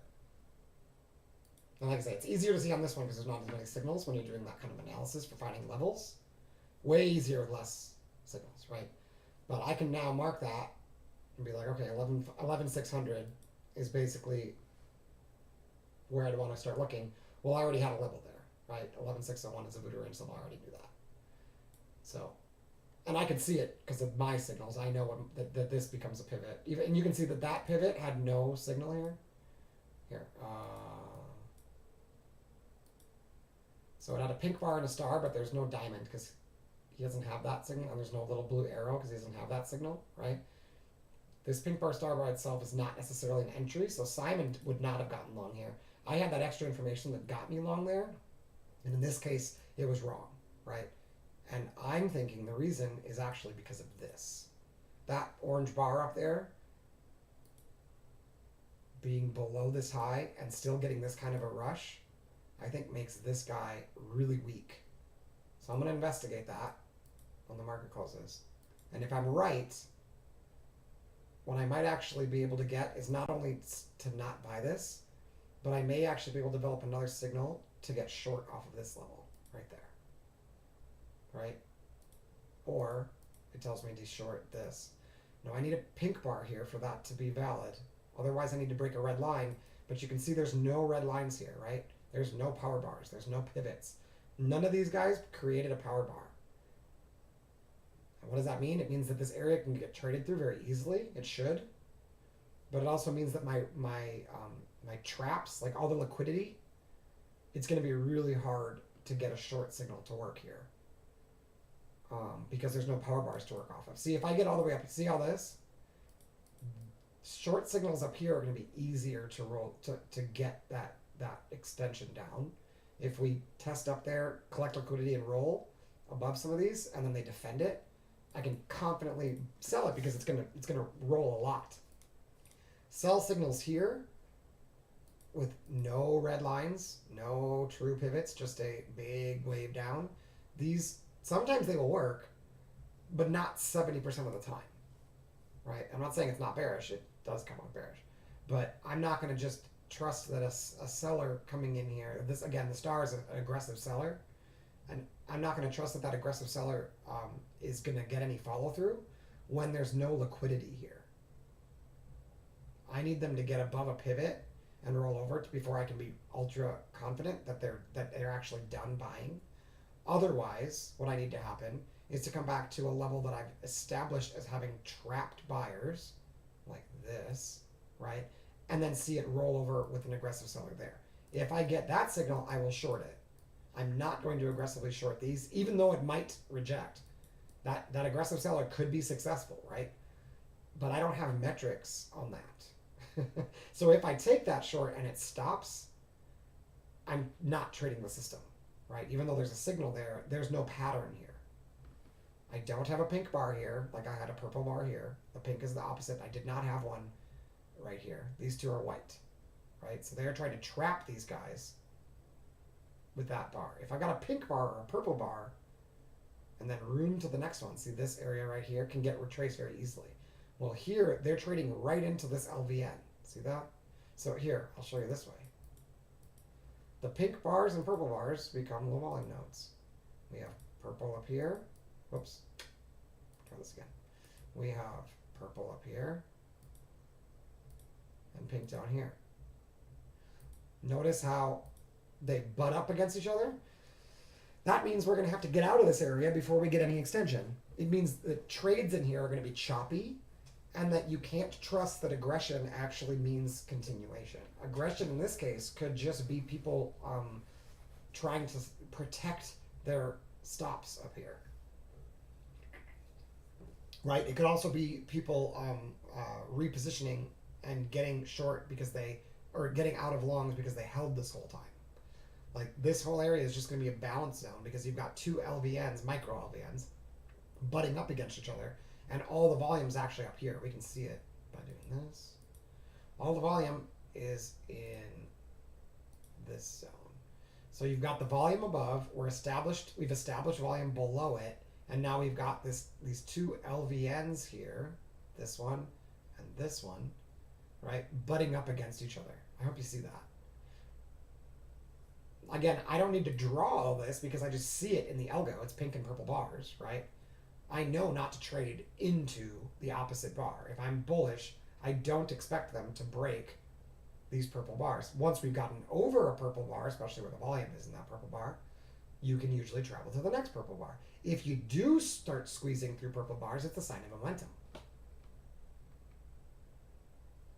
I show that on the algo with these backgrounds, right? So if they get through pink bars, here's a pink bar right here. What you're going to see, this purple is going to disappear unless they close it bearish. And the reason it's showing up is because they're trying to move through a pink bar, right? So it's a sign of momentum on the other side if you can establish volume and then move through it. Now they've actually put it up. So they've got what am I trying to say? Decreased interest here is what these, because these pink bars are stacked on some of these purple bars, right? The range is the same. The diamond here tells me how quickly they got through this aggressive trader. It only shows up after aggressive traders. See that? Right. So this guy didn't have a star, but there was actually an aggressive trader there. It just didn't quite have enough to like trigger the signal.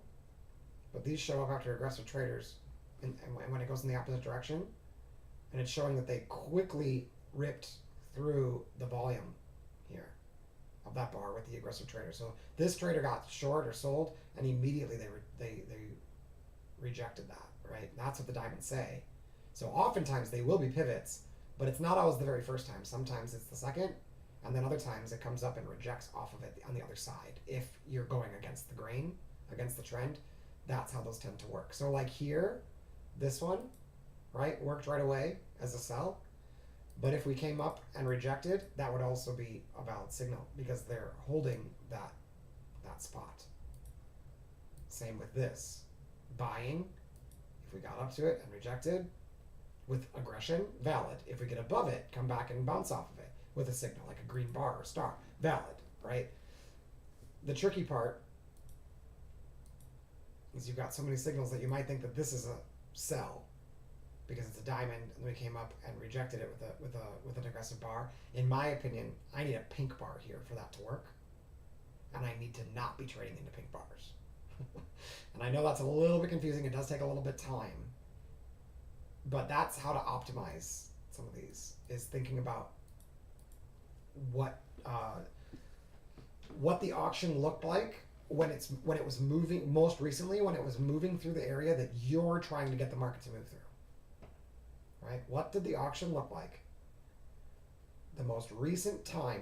Let me rephrase this.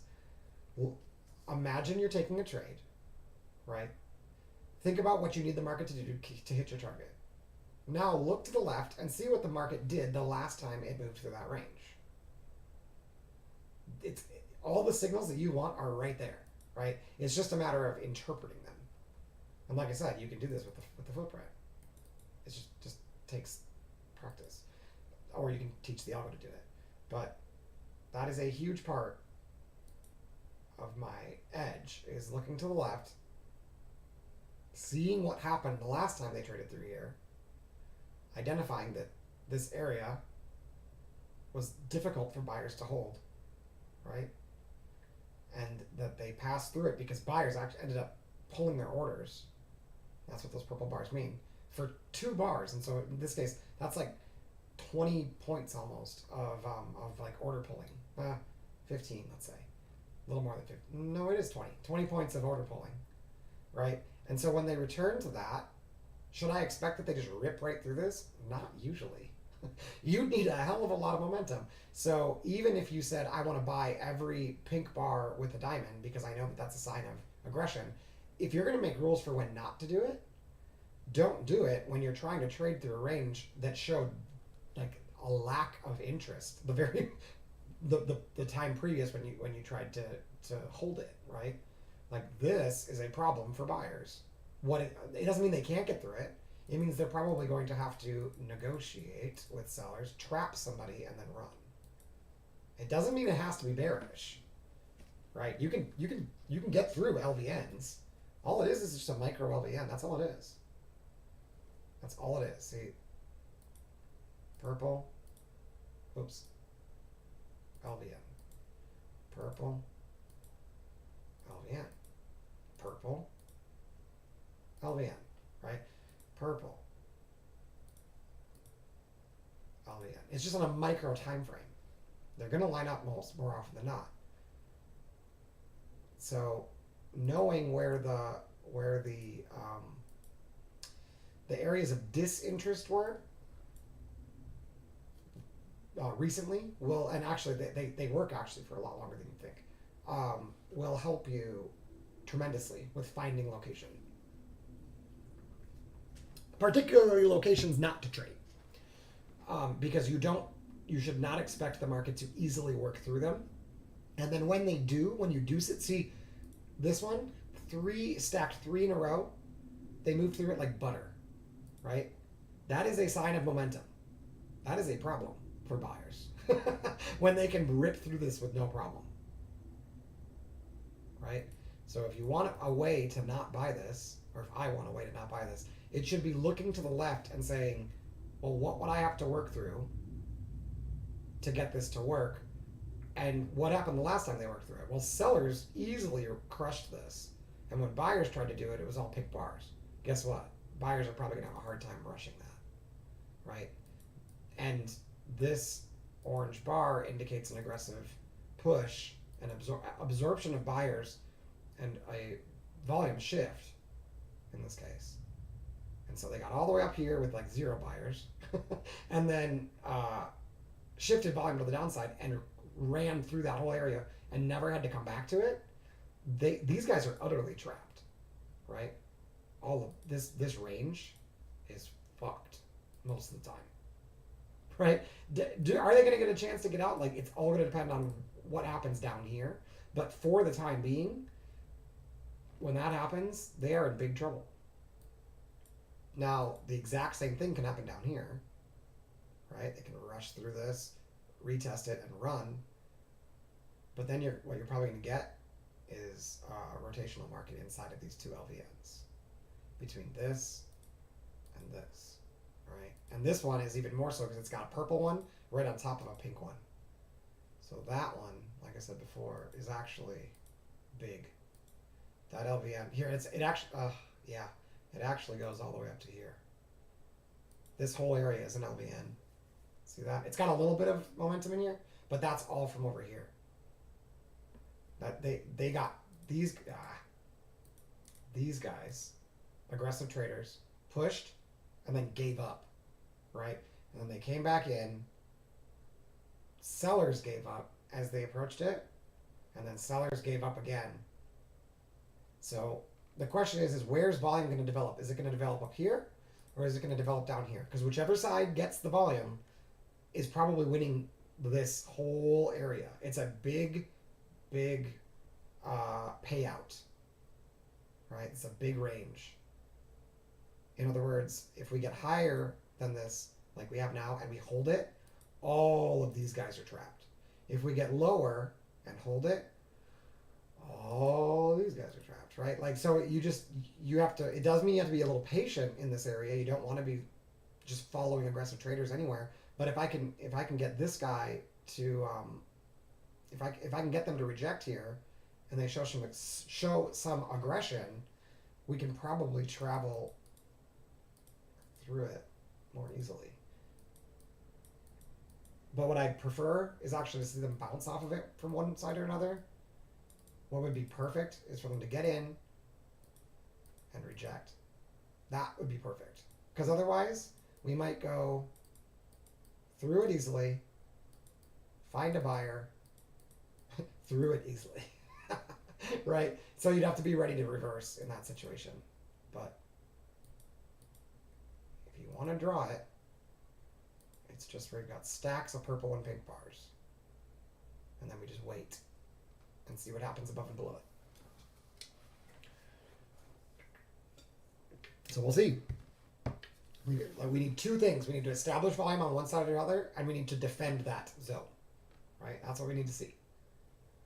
It's going to be choppy inside of it. It's going to be choppy. We're going to have a lot of Yeah, if they get in here and get stuck in here, it could sit here for a while. It could take time to get out of there. But if we can stay outside of the LVN, we can see some momentum developing. That's the way to think about it. It's just like any other LVN, right? You want your entries to come off of this. You want to see them hold it and then bounce to be a buyer, and you want to see them lose it and then go out to be a seller. That's what you really want. Right? So if they can aggressively push. Now the problem is we're right back into the same area where we got trapped before. Buyers got trapped before. Right? Which is where all the volume is. So it's easier to push this down because of that, because these guys on the higher time frame are stuck. It's way easier to go lower in this scenario. To go higher, we need to basically get through these guys, and that's going to be tough. And then the question is do we even get a pullback, right? Because that would be the high odds trade, would be breakout, pull back, and bounce. So this is what we want. I don't know if we will get it. I don't know. That purple bar star sure is looking nice, though. Gotta say that. Gotta say that. Those couple points missing the Voodoo range level cost me a bit of opportunity there. All right, back to the Voodoo range level up here. So we've now moved 70. What is it this week? 78, something like that. 78 points. 78. No, 82 this week. 82.5. So this is like 80-point move. Wow. That's a big miss, right? That's aggressive traders get paid here, but they lost here. Right? Same exact signal going the opposite direction. So lost 15 points, make 80. I mean, not bad. 65, right? Net with those two, as long as you didn't take this one. But like I said, on this, that didn't. The only setup here is this, and then this. So there were two longs there. You would have potentially lost that one, and then made 80 points here. So an aggressive trader is doing pretty good today. Right, a trader like my coach is doing great. Even though he might have taken some stops, probably more than me, right? He's got probably more than 2 stops, but the wins are paying off. Whereas, like, for me, missing this one and missing this one means that my day is small, and it's harder to get these stops to be paid back. That's the problem with being conservative. All right, we're getting pink. I didn't notice this before. We're getting pink in the background now. So momentum, see that occurred right as we got through this. So momentum is now going to the upside, right? And now I'm not so excited about shorting because of that stacked LVN getting volume developed above it. Not too thrilled to short. There's no pivots until way up here. So, and notice the only purple bar is here. So if they can clear this, which they did, the next, and this one is not even that much of an LVN. The LVN's like up here. So if you want to look for a spot they might turn, it's like between these two POCs, right there. But they're clearly putting volume above that pivot, and they just did not give us a signal. I wanted this one, but I didn't want to. I mean, I shouldn't say I wanted it. I subconsciously wanted to buy this bounce, but we were trading right into this POC and right into the Voodoo range level. And as we saw on the way down, that was problematic. But like the difference is here the momentum was to the downside, right? So it might have been better to just short that and short that. And now momentum's to the upside on this time frame. So it might be okay to buy. If you're going to buy a breakout, do it with a trend, you know? And there's momentum here. Oh, and then star followed by triangle, or star followed by diamond is right here too, is that momentum indicator. So when those work, in this case they're 2 for 2, but I promise they don't work that often, right? But when they do, it means there's momentum, and you don't really want to fight it until those guys get trapped. So in other words, you don't want to be a buyer generally unless you're targeting this, because this is likely to happen. Whether or not that goes anywhere, I don't know. But unless you're going to hold through this pullback, right? Then you should probably just, if you're going to buy here, just target this and be done, and then wait for the next signal. That's the only way I really know how to momentum trade with futures. Otherwise, what you need to do is you need to put your stop way down here. And getting long here with your stop at the green line sucks, in my opinion. That's bullshit. In futures, it's cool if you're trading options and you can like not have as much leverage. That's fine. But if you're trading minis, or even micros, I mean, I guess with one micro maybe it's okay, but like that's like a 50-point stop. Like that's a lot of like, I mean, one micro, I guess it's only $100, but like when you're right, you get paid like 50 or something like that. You know, like how that's got to be right a lot for this, because all you're really asking for is for this to produce an up wave, which did happen, and you did get 1-to-1, but you'd need that to work 50% of the time to really take it over and over again. I'm not so sure it does. Of course, the only way you wouldn't is if you thought that sometimes you get moved to the highs. And maybe that is logical when there's this much momentum coming into the day. In other words, it makes more sense to me to be aggressive on the long side on a day like this than it is to be aggressive on the short side. So if you're gonna be aggressive, you'd probably go ahead and buy these, right? And you'd be wrong twice and right 3 times. Whereas if you took all the shorts, you'd be right here, you'd be right here, and then you'd be wrong here. So actually in both cases you're doing all right. To like, not bad for this little lunchtime, right? All right, now do notice that lunchtime ended, and oftentimes when it's a trend day, you'll get a counter trend during lunch, and then they come back from lunch and they buy it again. But we do have these trap buyers up here. So we don't want to be too aggressive at the highs, but notice that they definitely did develop volume above this LVN. It's technically 2 LVNs. There's a bunch of volume right at the opening range low, and we did. Oh fuck! We retested it with the star. This could have been an entry. I don't know why I didn't connect that.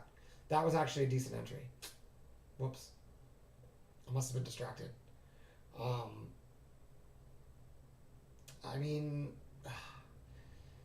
it didn't get over this one though. I would have liked it better if this high broke this high, right? If the high of this bar got up above it and then it retraced and then it tried again, I'd like this better. But I don't really like buying into these tails.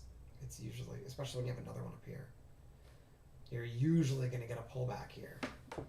And that's right. I said I would have bought this had we not had the POC and the voodoo range right above me. Yeah. So okay, I guess I'm not. That's not that bad. All I'm saying is that while it's an okay signal, it's like an aggressive signal. Off the low. Where's the volume on the way up so far? This wave isn't technically over yet, but all the volume's right here. That makes sense. Of course. Right behind the pink bar. So wherever the diamond is, the bar before it is where the volume is. So here, volume here. Here, volume here. So if you want, you can actually mark those. I've got too many lines as it is, but I've thought about actually doing this with the algo. Oops, that's not the right spot. And then this one shifted up. So the idea is your trades set up when you re-establish dominance after retracing beyond, outside of this, away from the volume, right? So here's all the volume. Here's all the volume. They try to go down, renegotiate that lower side of it, and then they confirm and defend, right? This one, here's all the volume. They try to go up. If sellers defend here, that's your best opportunity to get short. Here it's aggressive though. If this was a sell signal here, like an orange bar, it's aggressive because you've got the pink bar 2 away. But I will go ahead and take it if it sets up. Oh fuck! What did I do? I accidentally hit it. Sure, that's fine. I'll leave it. It's I accidentally hit a button on accident. Please finish the bar bearish, otherwise that's gonna be a shitty off-process stop. I was trying to click on my DOM and accidentally clicked inside of the offer. Fuck. This better close, otherwise I'm gonna get scolded for getting short there. It's gotta close with a signal to the bear side, otherwise I fucked up. You're supposed to wait for the signal, not anticipate it. It's a bad habit. And like I said, this one was not actually on purpose. It was just a misclick. Which, if I could get out of it, I probably should, and then can re-enter if it triggers. But, fuck. Fucking A. That's irritating. You bastards. I mean, it's my fault. I misclicked it. I was trying to. I had the DOM behind a chart on another time frame, and I was trying to click on the DOM, and I accidentally clicked in. And with Ninja Trader, if you click anywhere, rather than like if you click below the market on the short side, fucking A, you bastards. If you click below the market on the short side anywhere, rather than putting a stop order there, they just mark you in. Oh, it's irritating. It's totally just like a bad execution. That's gonna look so bad. I have to mark this off because, like I said, that's just a stop I should not be taking. But I probably should have just gotten out of that because that's just a misclick. The bar just needs to close bearish, and then it's fine. But if it closes bullish here, then there is no sell signal. In which case, I'm totally off process and I'm gonna get scolded. I should, right? Like that's not trading with the process. That's shorting because you think it's going to go down, not waiting for the signal. So that's, like I said, that's on me. And I'll be honest, I probably should be just covering here, but what I want the signal to show up so that I don't have to, so I don't have to defend it. But the right thing to do is as soon as you figure out that you misclick, just exit. But I hesitated because I was like, fuck, I don't want to have to explain this. Maybe it'll just close bearish. But I am short on an very aggressive off-process trade at the moment. If it closes bearish, it's on process. It's just aggressive, but the location's good. If it closes bullish, I need to probably take a break because execution errors are usually something that causes me to tilt. So if it... Okay, I think we're good. It just needs to close bearish right here. And then I will happily take some of my profit. If it just even if it bounces right at the voodoo range level, like I will honestly, I'm okay. Like since I did not execute it very well, I'm okay just like making it a win and like not having to like fuck around. Like okay, so it did signal bearish, right? So now it is a valid short anywhere in this range. So technically, I can short anywhere in this range, but like I said, I shorted in this bar on accident. It was literally just a misclick. Trying to set a stop order, basically, and like see the whole, get my DOM to be front and center on my screen, and yeah, just accidentally clicked inside of the like below the market. Had it gotten just a little bit lower, I would have just covered it because of the execution error, but technically it's valid. So, oh, I gotta make sure my stop is right. So now that it's valid, the stop goes at like 24, 23 and a half. Yeah, 24. We'll go to 24. And it very well might stop, and we're just running into momentum. But I'm just gonna trade the system. Aggressive trades are working right now, and we're getting range. So I'm gonna go. You know, I'm not gonna. Just because I took a stop here and skipped I probably should have taken this one, but it was counter trend at the time, right? But I feel like those stuck longs up there should still be stuck. So if you're gonna short aggressively, you don't want to do it here. You want to wait until you get back up there. The problem is there's no red lines here, so they could technically this will end up being a red line, right? A pivot. and then they can come up and steal it and then roll over. So it could take 2 tries to get the rollover here because of the fact that my red lines are so far away. But you're never if you wait for the absolute perfect scenario, you're going to be waiting all day long. This is, like I said, it's not the highest odds trade, but it's valid. Now that I've gotten the orange bar, so I'm gonna let sit with the stop sit with the short Freudian slip. Notice that the pink started bright and then it's gotten lower and lower. It's gotten and then it's less bright. It's like a less bright pink. That is a sign that there's some increase in momentum there, and sometimes that can be a problem.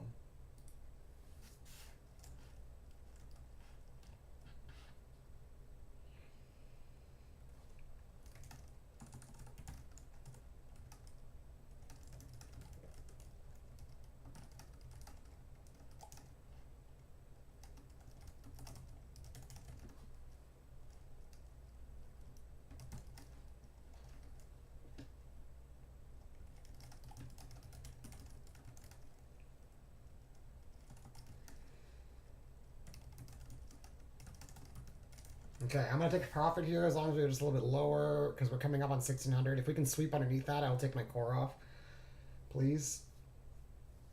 Just because it's the voodoo range level, I would, like, I've seen it so many times where they sneak underneath it and then run, right? So I'm gonna take the,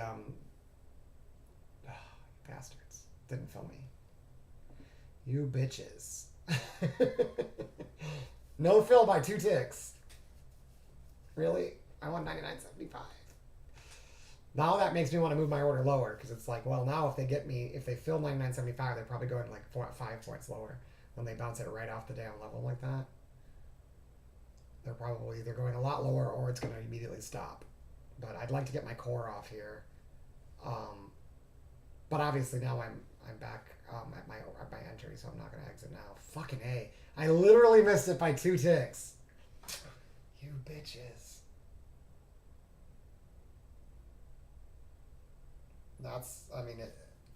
It's frustrating because I actually got stopped by 1 tick earlier today.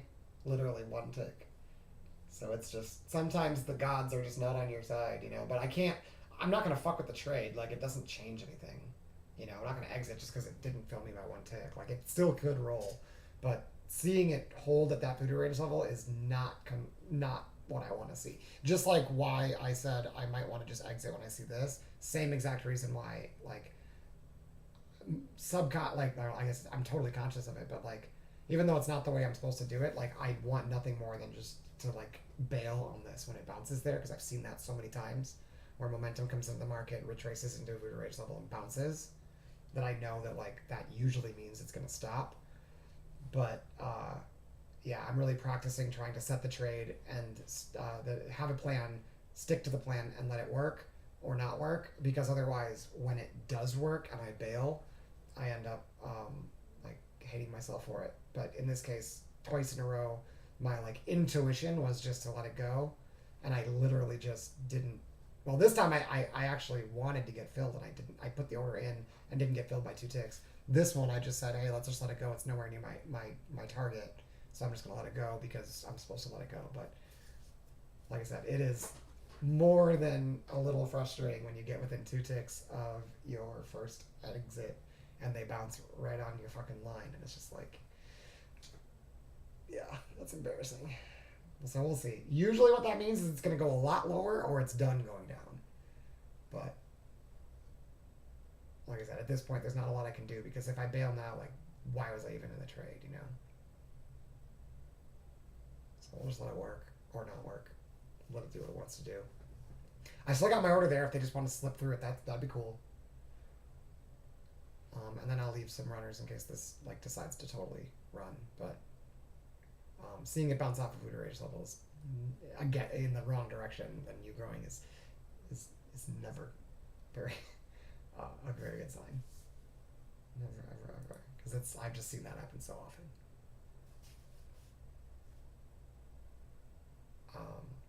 Yeah, I could have just marketed it out, I guess. But yeah, Yeah, if this goes orange bar, green bar, it's probably fucked. I might stop and be most likely going to get hit. So they really do need to push this down to 99.75.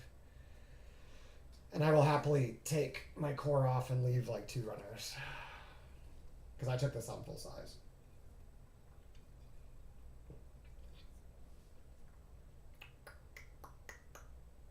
The fact that it's taking so long is not a good sign. By the way, usually my stop gets filled. Well, either the first target, the core target, or the stop usually gets hit within a minute. When I'm right, because that aggressive trader should be respected. That orange trader buyers should start pulling their orders, and instead they're like sellers are actually pulling orders in this case. So they're trying to bounce off that big figure, and it makes sense, you know. And like I said, that's the problem with trading into these levels, is that you do risk getting, and then what happens is they go just a little bit higher, and then they roll over for real. So if it comes up here and then it rolls over, I'm gonna have to take it again, which would suck because I did that earlier on the long side and got stopped twice. So that would be bullshit if they take it, if they do it twice. But you know, you gotta risk it for the biscuit. So.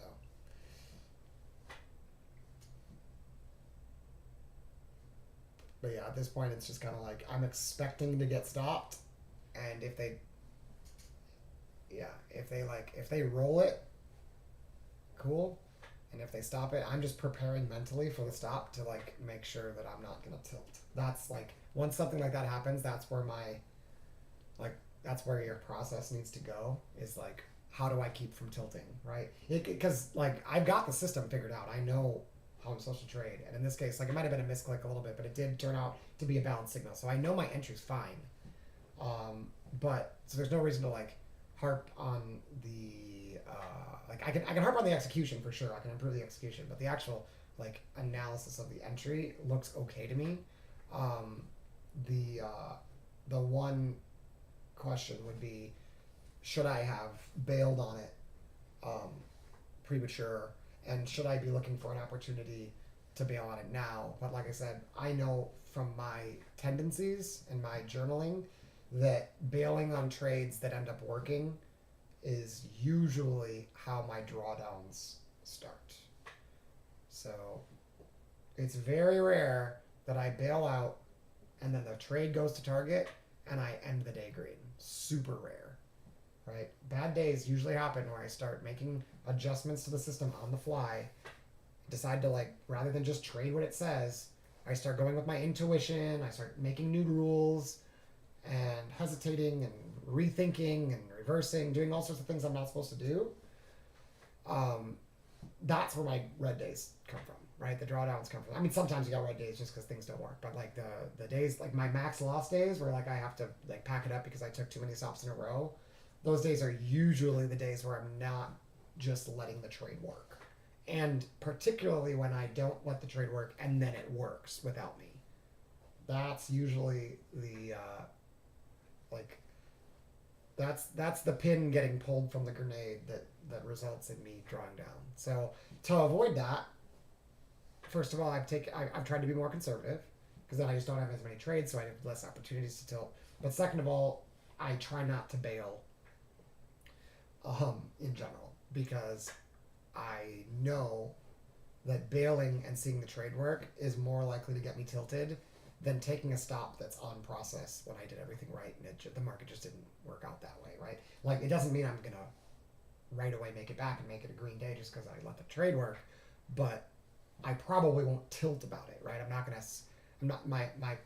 I may be able to continue to trade well. If I bail and it goes without me, there's a good chance I will not trade well for the rest of the day. Okay, I'm going to take it. Nice. All right. Target filled. Let's take another one if it keeps going a little further, because they're probably going to come back up and retrace that. So we're going to take one more. Ugh, they got to go a little further than that. I want like 94. Otherwise, I might as well just taken everything under 600. I took most of it off though, so I'm down to just 5 contracts from 8. And like I said, they can run my stop now, and I'm comfortable because I've gotten my core off.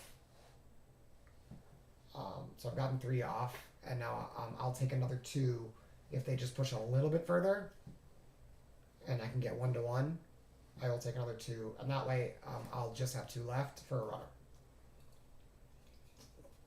And if I can get the runner to work, I can make back the stop that I took earlier and be in good shape for the day. That would be great.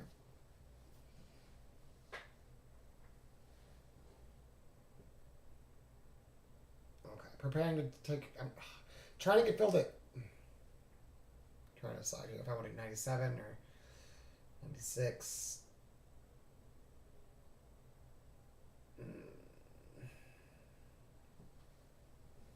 We really want to see an increase in speed coming down here.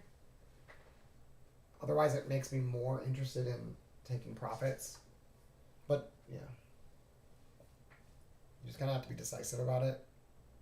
I've got it at 96. We're just going to see if they fill it or not. Like I said, I could probably go a little bit deeper than that.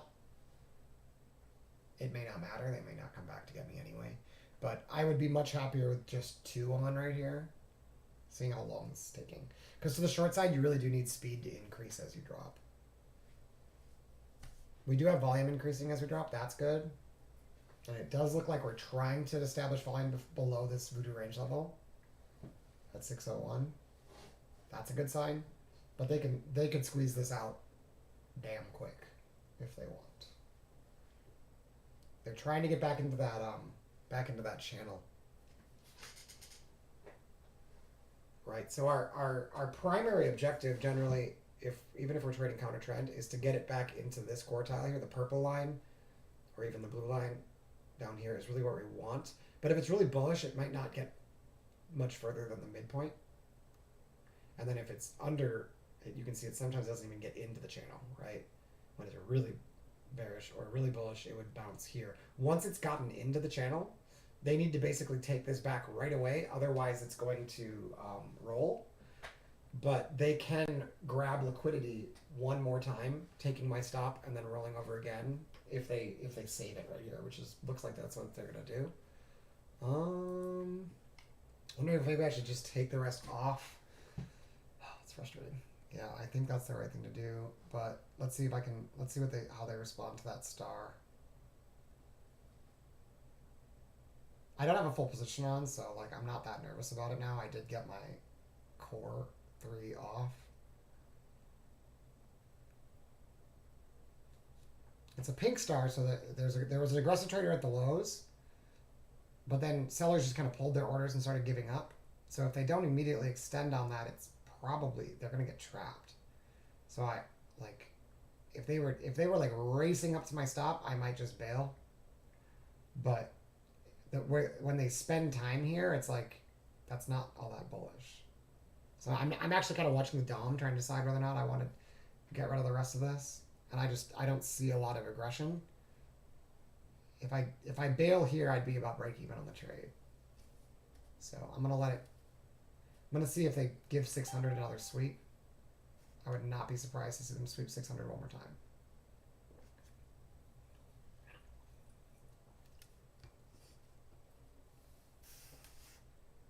But they might need to take liquidity first because we're so far away from these green lines. They might need to squeeze and then roll.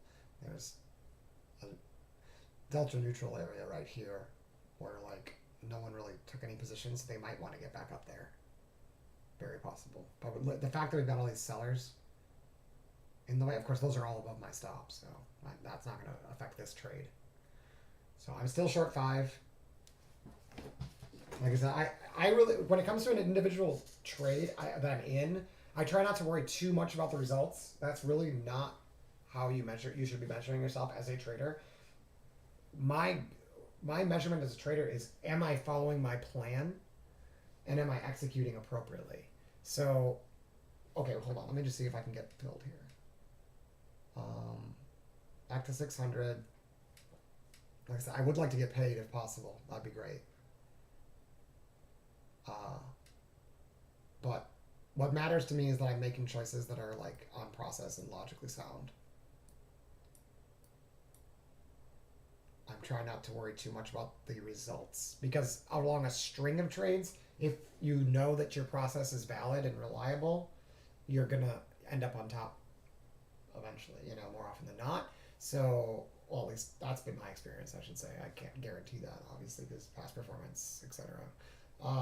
But the best I can do is to figure out the system, see how it works best, and then try to execute it exactly that way every single day, and then just live with the results, right? Be able to like accept the results are the results for today or for this trade, but that if I keep doing it, that I know that had I kept doing it in the past, that it would eventually had in the past it would have eventually worked out.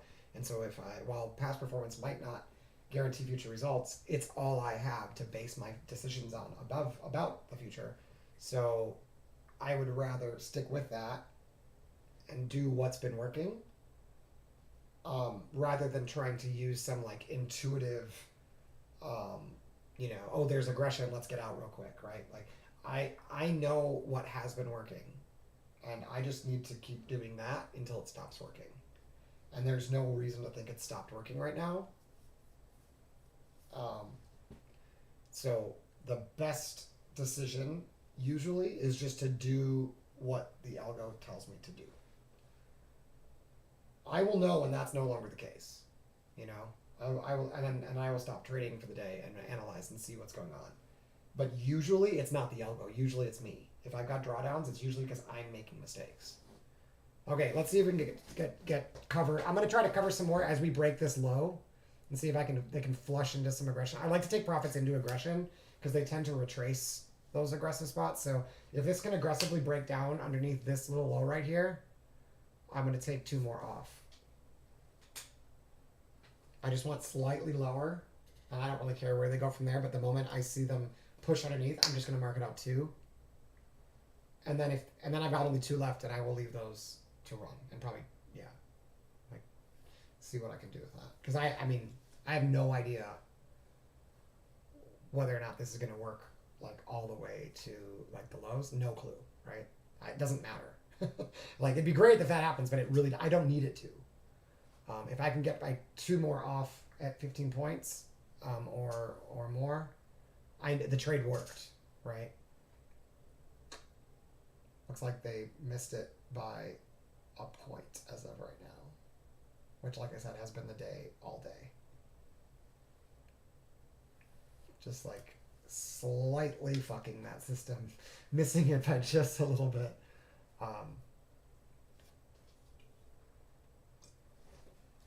The slow market is really hard on me psychologically. It's really difficult just to sit in this trade and like trust that it's probably going to work, because it usually does. It's really tough because it's just taking so long. And I know when it is working, and especially for the short side, it's usually just like bam, bam, bam, hit the target, right? And so when it's like try, fail, try, sit, right? Like I psychologically anticipate the stop.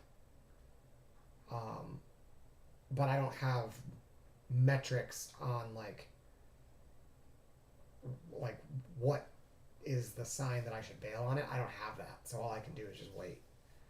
Because, like I said, I won't trust myself to stay in, to get paid when I'm right if I can't stay in trades. But that sucks that I missed that by fucking, like, literally 2 ticks. Twice now. It was 1 tick on the first one. That one missed by 2 ticks. Are they going to come sweep my stop and then roll it over? Probably. I don't like seeing that star like that. See that? It's like star up, star down, star up. That suggests that this whole area is becoming a chop zone, and that it'll eventually be decided, just like this one. It'll eventually be decided, but that it might not be ready to break out of this yet. And the fact that there's 2 on the upside and 1 on the downside is also a problem. So that would be the only reason. I mean, they could break it down, but seeing that, I actually think that might be reason enough to bail on it. If I can. I don't have metrics on it though, and they did. I would if they broke underneath this and came back with a star. It's definitely a bail. But in this case, they missed it by 2 ticks, so I just don't have the metrics on it. I don't know how often this actually continues, and so I have to base my decision on what I do have metrics on, which is this orange bar followed by this pink bar 2 before at this level, which is at the POC of the big down wave. I know that usually works, and when it stops out and then rolls back down, it usually does drop. But I don't know what the chances are that this actually fails now, because you've got these 2 stars. I'm not sure, right? I just don't have the metrics on it. It doesn't happen often enough for me to have like repeatable examples to backtest that.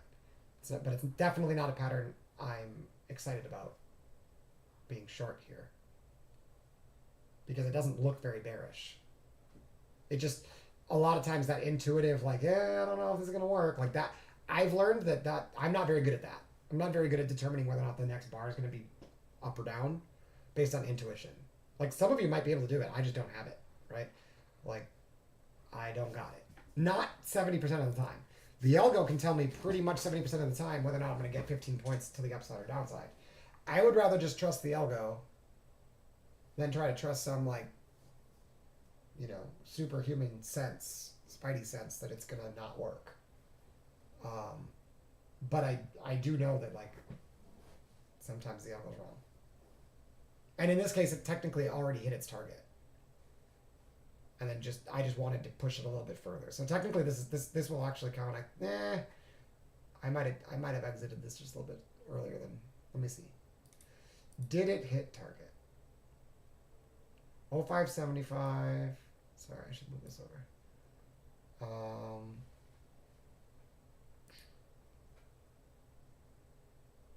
I don't know how this got so small. 0575. 96.50. It did not hit target yet. So if this stops out, it's gonna count as a stop on my back, like on the spreadsheet.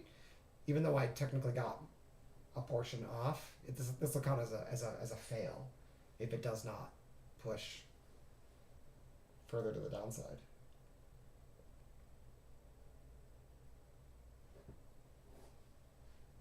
And in some ways, that's just kind of the luck of the draw, because the last two shorts and the last two longs worked out. But the two longs that I took, and then potentially this short, may fail, right? If you don't take every signal, you can't know what your actual results are going to be. Even if you do take the signals, you don't know. But the higher your, what's it called? Your sample, the more likely that is real. That those results are like repeatable.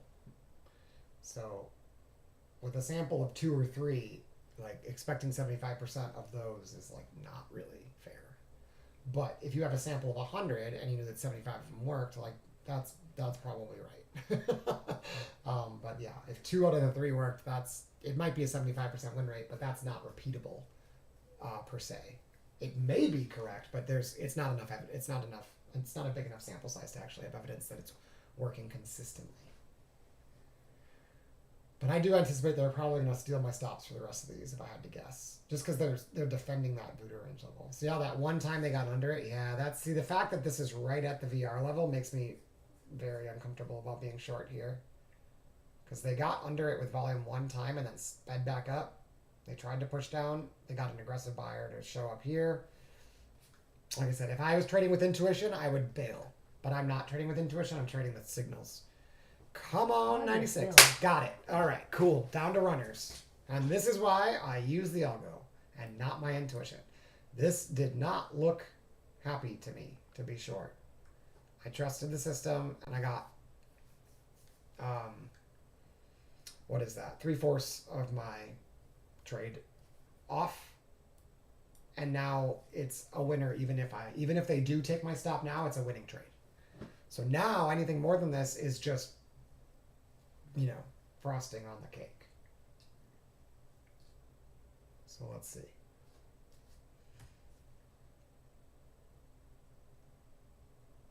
Let's see what they do. If I want to put a nice. All right, that means it's time to trail my stop. Still in the trade. I want to be getting out if it goes down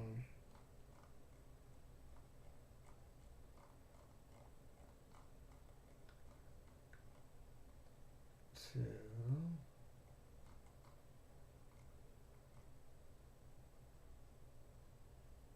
let's go to 28 for now down here. See if we can't approach this high volume area, 2950. That would be like, if it gets there, I'm super happy. Just like big green day, totally cool, right? Because remember, the stops I took were little 15-point stops, right? So I've already paid for one of them. So all I would need is another 15 points, and I'd actually be green in the last hour and a half, or however long this has been going on, 2.5 hours. Now they might just rip it, right? And that's fine. They're back. They're trying to get back. Remember, we had this LVN here. They're trying to defend this, I think. Yep. So they're trying to defend that LVN now that they've established volume above it. It makes sense to come back up here and bounce. But notice that this is just sellers pulling their orders. There's no star here. There's no diamond here. It's not green. There's really no aggressive buyers there. Yet they got continuation, which is the triangle. So there's an aggressive buyer here, but he's potentially going to get trapped because this guy, sellers just like gave up for a minute. But now that they get back up here, if they can roll it, I don't know, they might take 600 back, and then it could squeeze. But if they roll it here, this triangle should be very susceptible to getting rushed. But like I said, we did have this LVN here that just got tested, and they're turning bounce. Okay, they got me I had trailed my stop to break even, and they took it. Let's see if I get a re-entry here though. It's not always a great idea to trail stop to break even, but in this case, this was so choppy that I wanted this to continue right away, and I figured if they can get back to break even, they're probably going to come take the liquidity. So I am out of the trade, and positive on the trade. It was a green trade, but still slightly negative on the day. I will be right back, you guys. I need to go run to the restroom. Let's see what they do when they come back through here. This area was all, like I said, well auctioned, so they should move through it relatively quickly. Let's see.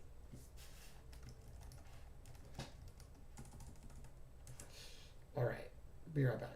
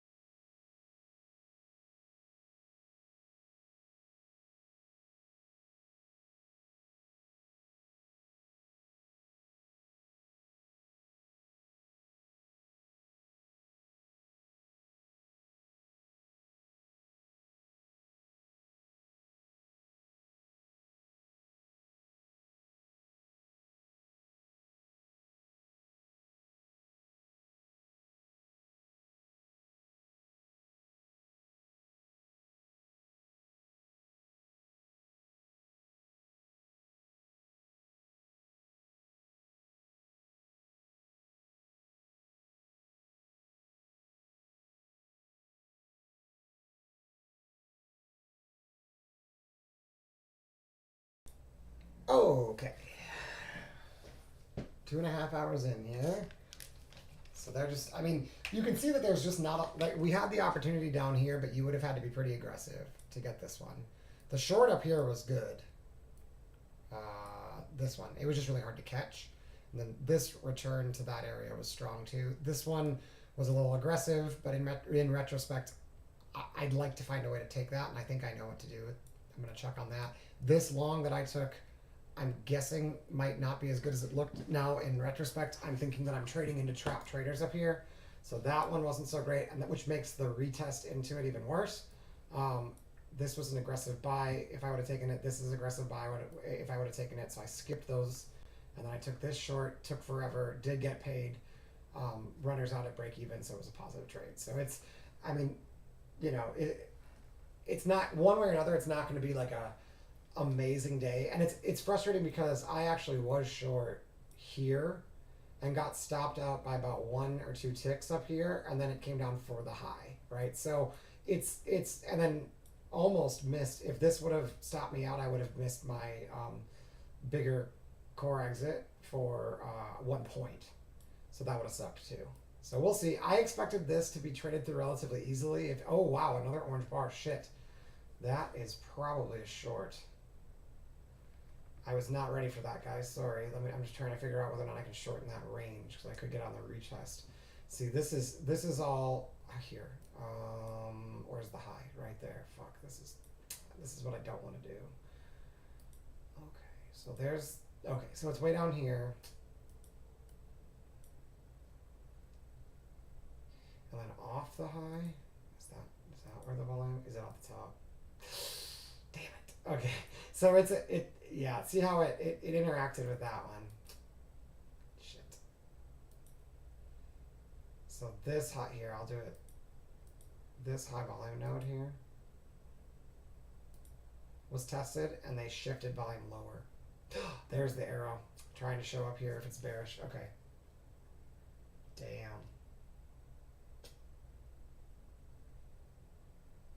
All right, that's fine. Like I said, I'm gonna wait on it. I could technically get short right here. The problem is with these red lines here, you really want your stop up there, and that's a big stop. If they do print that arrow, it's actually pretty bearish. I just don't like having my stop right where I really want my sell. You know, that's the only reason I'm not taking this. Had I not moved my stop to break even, I'd still be short my runners. So that would be the one reason to maybe think that it is okay to get back in. I don't know. I have to think about that.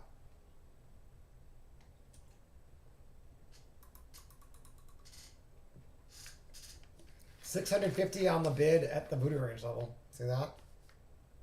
Right here. 651. They're trying to defend that. Those voodoo range levels are legit.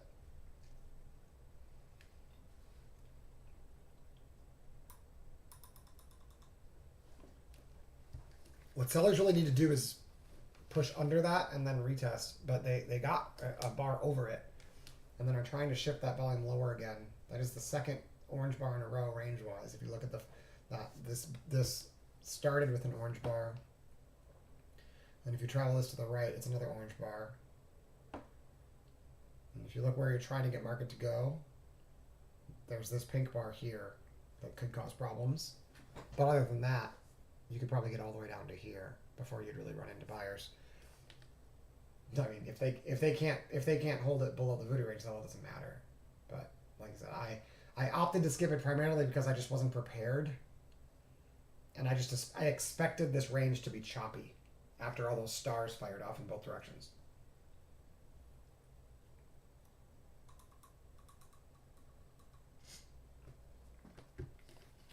But choppy can still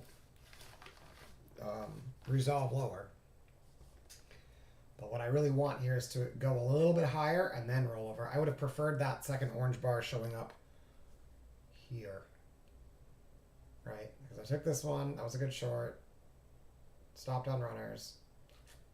And skipped this one. Yeah, I really dislike entering trades in this volume build unless we've developed volume below it. And maybe you could say that we did, but on the way up, all the volume was down here. So really, until we get below that, we can't really say that bears are in control. And if I had to guess, we're probably just going to chop in this area. It might not be a whole lot of great trades here unless they can establish volume outside of that little box.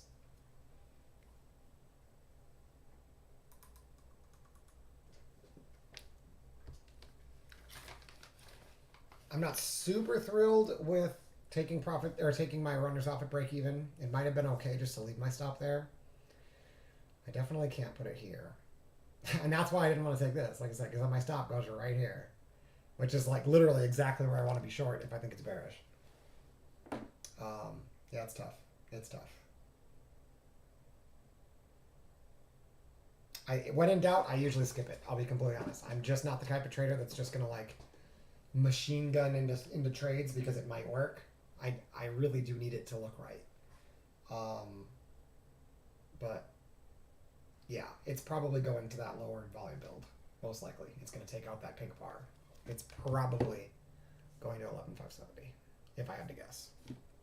I just didn't really have the confidence to follow through with that.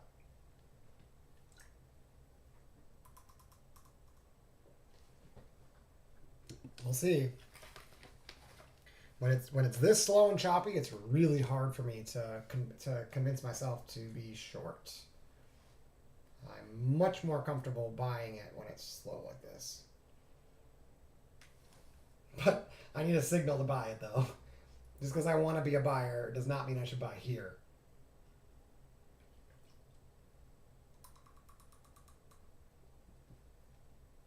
But I sure would rather be seeing that same exact setup on the long side. I'd be a lot more comfortable because then I can comfortably hold and let them work it out, and then like re-enter if they trap me. But seller, like, the sell basically has to work or it won't, right? It has to work right away or it's probably not going to work.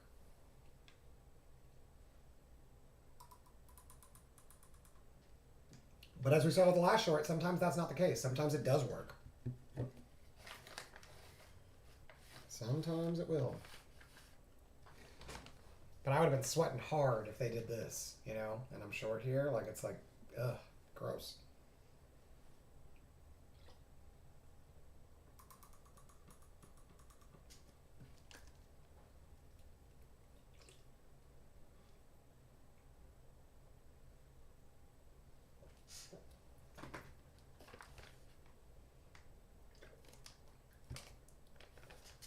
But at this point, I want to trade the edges in this range. I'm not excited really about getting long or short in here, because if you look at the candle chart, oh yeah, let me turn these off. So, oh, and then I guess I could extend this. All right, so we hit a purple pivot, tried to retrace. You can see all this buy pressure here is getting absorbed. They hit it. They approach the range level, can't quite reach it, bounce, and now we're in this consolidation zone trying to renegotiate this open. See that? So it's very possible that we're just consolidating in here, and anything around 11,600 is just going to get swept up. That's what I'm watching on another screen, right? And what we see on the algo is star, star, star, star, star, right? Which is basically confirming that there's lots of players are participating aggressively at that level, but they're like, their aggression is balancing each other out. Like there's the buyers were in control, the bears tried to take advantage, the bulls tried to hold it, they traded underneath them, bulls are responding, right? Like it's just not clear which side has control over this area until they push out of this area. You're better off waiting. Speaking of which, let me grab a drink. I'll be back in 2 seconds.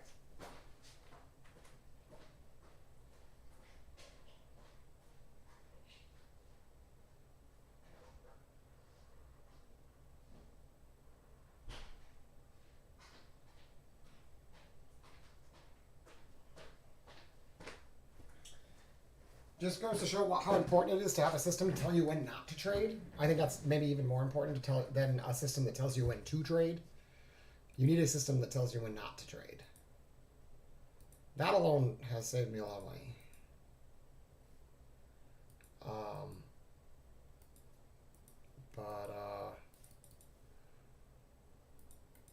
Let me just see here.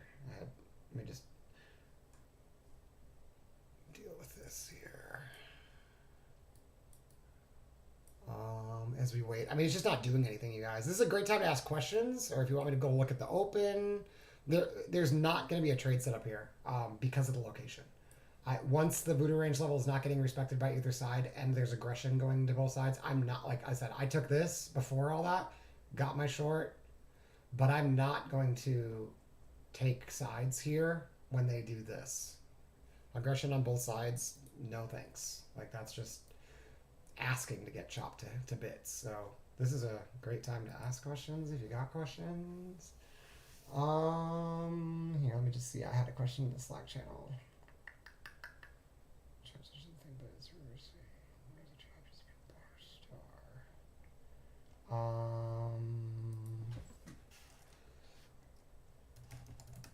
Where the volume is.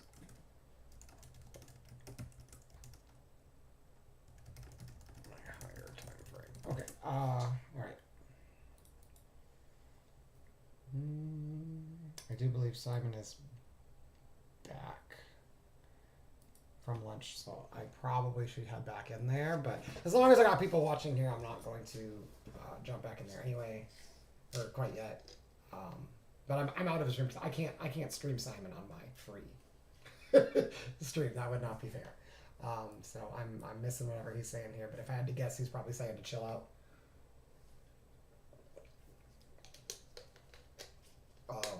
Yeah, let's just see if we can leave this area, then we can have trade set up. That'd be great. That'd be great. I don't care which direction we're gonna trade. I just need to leave this area. There's way, and see, even on Simon's screen, you can just see all the aggression here in both directions. And when they fail to push it lower there, it's gonna come. That's why I exited. Right now, I trailed my stop here because when they do that, they're gonna come back here and test this. It's going to be treated like a high volume area. So now we just need to see if sellers want to defend. Now we've gotten above this stars high. That's why these red lines are here, right? We tested above with a pink bar, which is kind of weak if it rolls over. But the fact that there's another one right here makes me very, very suspicious to sell that. Even if it showed up with a star, I'd be like, yeah, I don't trust you. If we can get above both of them and then roll over, like, that's a little better. Okay, so we've trapped above both of them. That's good. Now let's see if they aggressively defend it. So an orange bar or a star here would be a sign that they're going to try to defend this. We've got a big zone here before we get to any more pivots. See, these lines are associated with the pivots from the highs. This, and this. There is liquidity up there, but buyers are going to need some pressure to get through this. The blue dotted lines is the 3-day POC. And that generally is very choppy. So it's going to act like a magnet, though.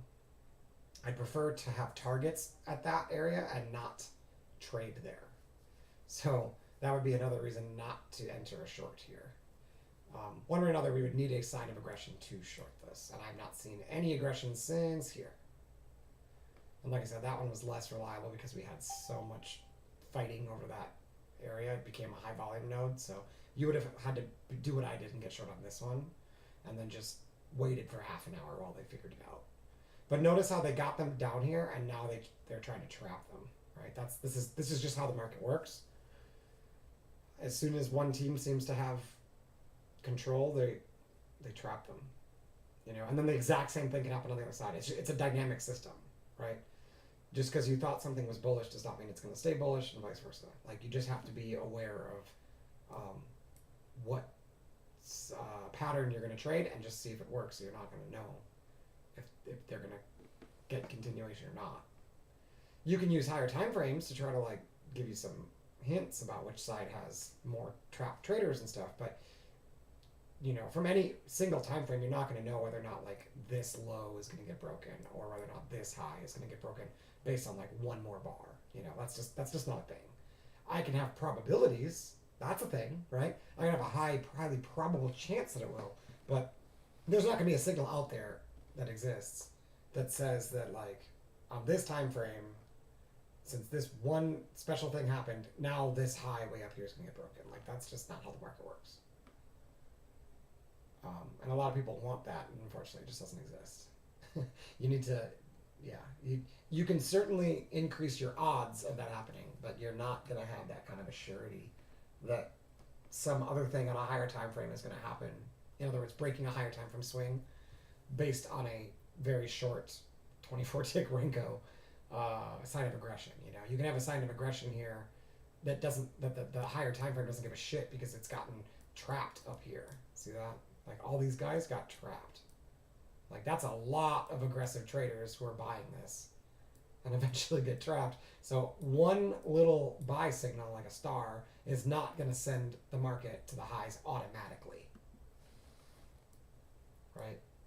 And what the best way to do it is actually to get the aggressive trader stopped out and then see the buyers continue to push. That's your best chance. That's the best sign you can hope for on this time frame that you're actually going to go higher on a higher time frame is actually getting behind this aggressive trader yet finding buyers there anyway. That's your best chance. That's like the best there is. So that's why when I talk about developing volume above an area, you can see that if this was my area, if this was my area of interest, right? And I said I want to see if traders can develop above or below it. They tried to develop volume below it, right? We got a defense above it by sellers. That defender got beat.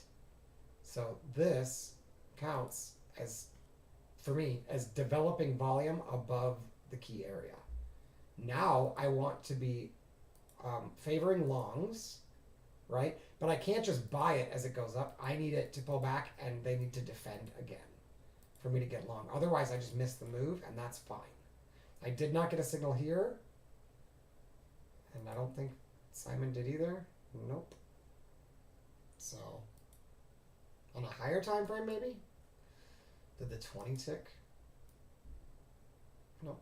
Not a high odd setup. Nothing. So they just squeeze them out of there. Okay. I did expect this area to be easily traded through. I just wasn't sure if it was going to take one try or two tries, and I'm not gonna, for the same reason I'm not gonna short here. I'm not just gonna like buy this level either. I would have need to get a signal here, preferably after they develop volume above it like this. But notice the pink in the background here and no purple suggests that buyers do have the upper hand, right? Just like back here, sellers had the upper hand here, and then they lost it, right? And now it's flipped to buyers again. So the pink, seeing the pink in the background should give me pause about shorting. It doesn't mean it can't rotate down, but it means that those rotations are less likely to work. Or to extend, right? It's gonna be harder to hit this blue line down here, the light blue, than it is to hit the dark blue. It's going to be easier to bring the market up when it's pink in the background and when it's been pink in the background. And really, when you have like a lot of pink bars and then just one pink bar and it's black, that's usually a sign that you're probably going to get a retrace, right? But when it's like 1, 2, 3, 4 pink bars, and then a break, and then 1, 2, 3, 4, 5 pink bars, they're actually increasing their momentum as we go higher. See, price is actually increasing here, and momentum is increasing here. You can see it on the indicators in the bottom too if I made those bigger like they usually are. But I've got the coloration, so I don't really have to pay attention to that. But yeah, that right there is a sign that we have buyers gaining momentum here and trapping sellers down at the bottom. So these guys that shorted that breakdown, if they didn't take profits, they are now trapped. We couldn't get back below them. See how this became a pivot? I had talked about earlier that this would probably become a pivot. And I said that I wondered if this one was a trade. Well, this one's just a pink bar, but if it had a... Sorry, I should have pointed to the diamond. I thought that this might have been a long, aggressive long, and technically this one could be an aggressive long. Had I gotten that same signal here, it would also be a potential long. So that is where they are holding shorts trapped, right? Shorts are like hostage down there. They developed this level, negotiated around it, now develop volume above it. What I really want now is this. So I'm going to back off on the shorts. It doesn't mean the shorts aren't going to work, make that very clear. But we are now above this channel. The channel lines are lifting, see that? And they're having trouble breaking back into it. And it's pink. All of that says that shorts are going to be harder than longs, right?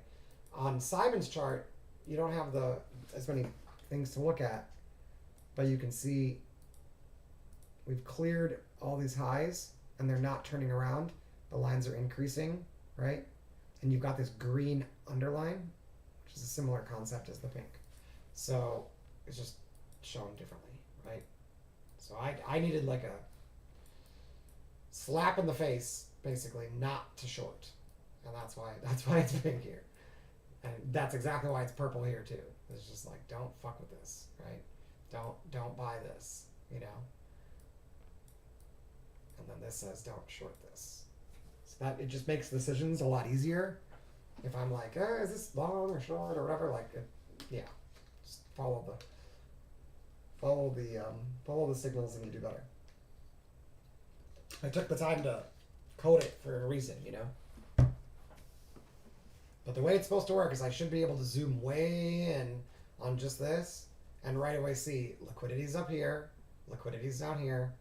There's buyer momentum. We're above the channel. Automatically, I know what I want is this, and then I can get long here. Will I get that signal? I don't know, but we'll see. We got it earlier, but a purple bar star would work.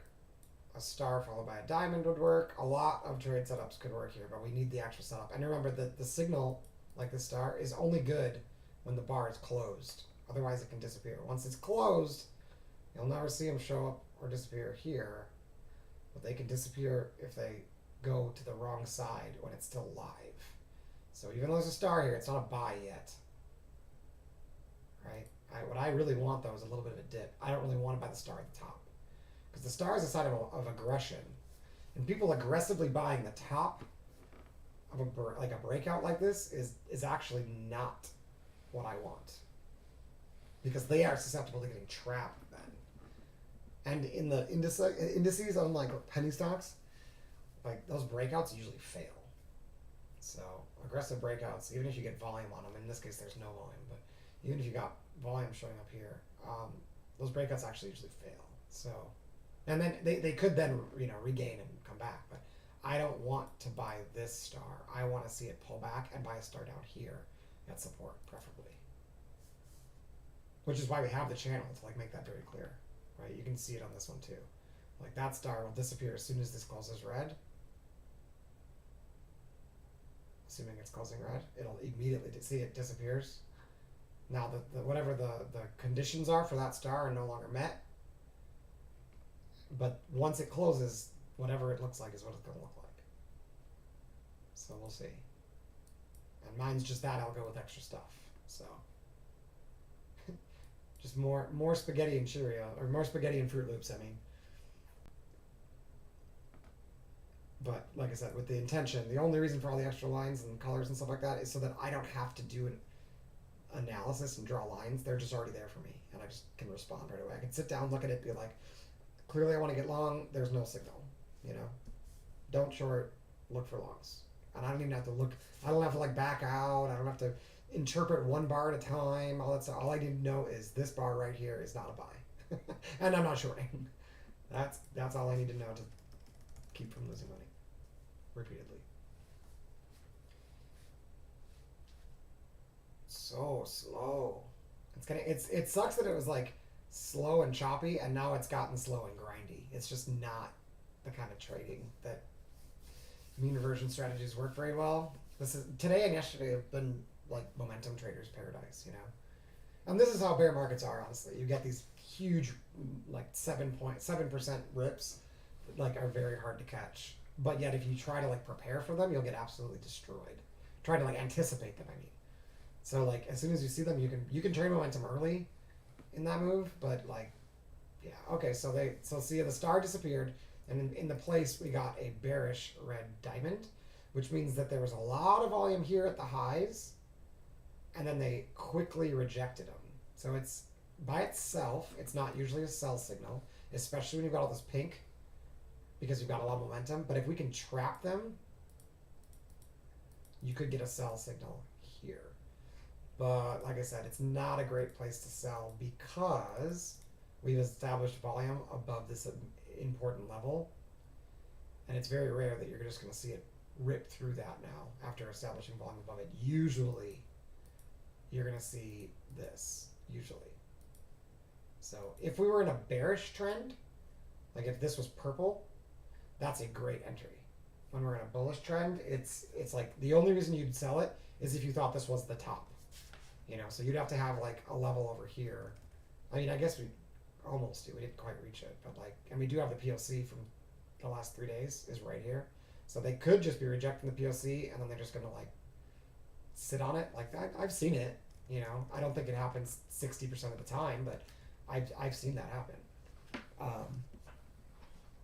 But yeah, that's a little too aggressive for me to like fight with the trade because the order flow that's telling the algo what to do, what to say. The order flow is saying it's bullish. There's buyers in control. So those bearish signals should be ignored, and if anything, we should just be looking for opportunities to trap those aggressive sellers. And once you wrap your head around that, things get a lot easier. Okay, so see, this star is going to disappear as soon as we close bullish, and then notice this diamond never disappears because it's already closed, right? So if this is okay, so that is a buy. Oh fuck, where the fuck did my thing go? Motherfucker, I lost my dom. That's irritating. Okay. So that is technically a buy signal. It's just it's not positioned very well, right? We'd really like it to be in the middle of the channel, but this is a sign of buying pressure. Kind of got it. And by that, it looks like they're going to sweep it. That's interesting. So let's wait and see what happens. You want to see this immediately bounce. It might still work, but it's aggressive because it's at the top, right? We really want it back here. Let me show you another one that looks like that. When it's bullish. So see, like this one got stopped out slightly and then it went this one right here, right? Purple bar, green bar, goes to the other side of the channel. But when they show up at the top, they often get stopped out. Right here, green bar way at the top, immediately stopped out. The next green bar works. But see how this one's near the middle of the channel, even though it's bullish? That's what you want. You want that true pullback, and then you want them to aggressively defend the pullback. Well, right here, that's not really a pullback. That's just chop at the highs. Like that's a dangerous place to buy. Like if you were going to buy this, what's the difference between buying this and buying this? Like nothing much. So I wanted this pattern to show up down here, like downstairs after a pullback, because that shows absorbing sellers and an aggressive volume shift back up. When they do it up here, it's like they're just trying to beat this guy, and they're not doing a very good job of it. Notice the fact that we're getting the potential star here, meaning that if they close bullish, we'll get a star, means there's an aggressive buyer in this bar. So if it closes bearish, we won't see the star anymore, but we can kind of remember that there was an aggressive buyer here, and most likely it'll end up getting a different algo signal like this, or like a triangle down, or orange bar. It'll get something bearish, because usually when you trap a trader, there we go, orange bar. So that's not what buyers want to see. They just trapped this guy. They need momentum to get it to do anything, but yeah, that's not what you want to see. Again, the problem with shorting this is that you have to put your stop here, and that's really where you want to be getting short now, is on a pullback, right? If you thought this was bearish, I don't think it's bearish, but if you thought that this was bearish, you don't really want to be getting short here. You want to be getting short on a retrace, right? That's to decrease your risk. But I'm not going to try to like call this top. No thanks. But now that they pulled this back, now if I get a green bar, I can buy it. Now I'm at the midpoint. So now if they want to defend this, it is a much safer, quote unquote, place to buy it. But they need to have an aggressive buyer show up here. And like I said, I'm not loving that we're fighting this aggressive seller and this aggressive seller. So it's not perfect. But we would have had to wait for a pullback and then get a sign of aggression. We wanted to see them hold this, develop volume above. Let me just see where is the volume? Is it the highs? Oh good, it's way down here, okay. So really it's not bearish unless you can get under this. Yeah, I mean you can get there, but we're gonna have to take back this voodoo range level and go lower. It's not most likely just gonna like roll. It's gonna like get under this, try to save it, and then roll over. Hold on, make sure my dom's actually ready this time. I would need a star or another green bar, and another green bar is kind of sketchy, but a star up here would be perfect. I don't know if they're going to give it to me. They might just give up. In which case, we just wait. It's nice to see that we're expanding range, though. Actually getting some rotations here. That's what we want to see in general. For better mean reversion trading, that's what we want, is these bigger ranges. This was the aggressive sell. Like I said, I was not confident calling a top. You'd have to think that this was bearish enough back here to stay bearish. And I saw them developing volume higher. Like I'm rarely gonna just like call a top and be like, okay, this we're not going any higher than this. Like I want, if I'm gonna be bearish, rather than trading this, I'm gonna wait till they come up here and then reject it there again. I want that reoffer. Because that works way more often than just like follow the biggest seller, right? Like you can do it, it's just aggressive. Like following that first sign of a trap buyer and aggressive seller here. This guy got trapped by this one. He had a lot of volume. That was the first seller. So if anything, this one's a little bit better, but it's not in the location I want because it's if it's bullish, it's not going to go any further than the midpoint here. Most likely. So it's like your risk reward's like kind of shit on that orange bar. Unless it's not bullish, in which case like you're trading in the wrong direction. But I trust that the fact that I see pink here tells me that shorts are not going to work very easily. Now, if we rise here and there's no pink, it's actually then it might be balancing. Sorry, my cat's sneezing. Excuse you. Bless you, I mean. So they got the triangle down on the purple bar.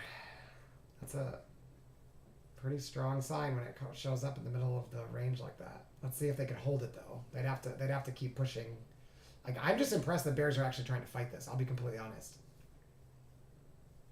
I figured once they recovered, here I'll show you on the.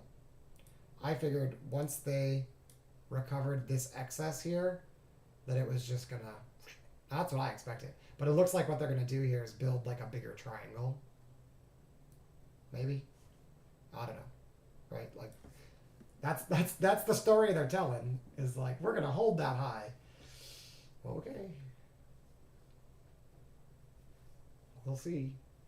I just haven't seen any sellers for like 48 hours, so like it's hard to get aggressive with the sell side when like it literally just has been failing over and over and over again. Like I haven't been in it, but I've been watching short setups fail.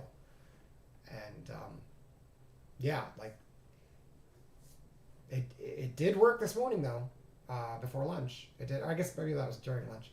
That setup was an aggressive sell and it did work. So we'll see if this one does. Okay, so now back to that volume build. Are they just going to rip right through it or do they bounce? I really want this purple bar to form here and close purple because then if I get a green bar or a star up, it's a really good buy. But I need a purple bar here. Ah, fuck, they're not going to give it to me. They're just going to bounce right off of it. Okay, well, a green bar technically here would be a buy. It's just like a couple ticks too high. And a star would technically be a scalp. It's just a little bit shitty because it missed it by like 2 ticks, the POC. But it's within the volume build, so in my book, it would still be good, but they have to give me an algo signal here. We'll see. It's a little sketchy. They didn't quite reach that. See, and the volume, what is it called? VR level is also right below us, so this is one of those spots where like you're gonna see the signal and then you're gonna see your stop get hit and then they're gonna jump right back and go through it again, and if you skip it, you miss it. So I will sometimes actually skip the signal and take the trap. Like wait for the stop to get hit and then if it comes right back, get in. But for now we just wait. What I really wanted was a purple bar here followed by a star or a green bar. That would be perfect. It does not look like I'm going to get a purple bar. They defended this. The buyers defended this level too hard to get a purple bar, it looks like. They would need to pull their orders like significantly right now to make that happen. But I don't think they're going to do it. I'm pretty sure this is not going to be purple. Usually once it is purple and then it goes and then it's just like not purple like this, like a regular bearish bar. It's usually not purple by the time it closes. So let's see. But I would love to see how they respond to here. All right. So now if we get purple bar followed by star or green bar, great long. Purple bar. I need to bust back up to 12 and get an algo signal, and I'm good to go.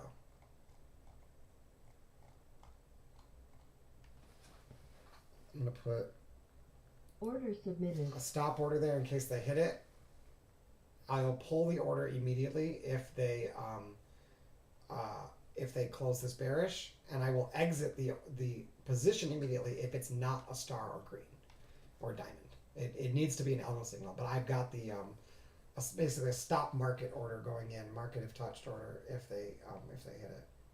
But it needs to be on this bar. They cannot close this bearish. If they close this low at the low, then it's no trade. But I've got it one tick above that, so 1225. They'd have to immediately reject lower and bounce here. Otherwise, I'm just going to cancel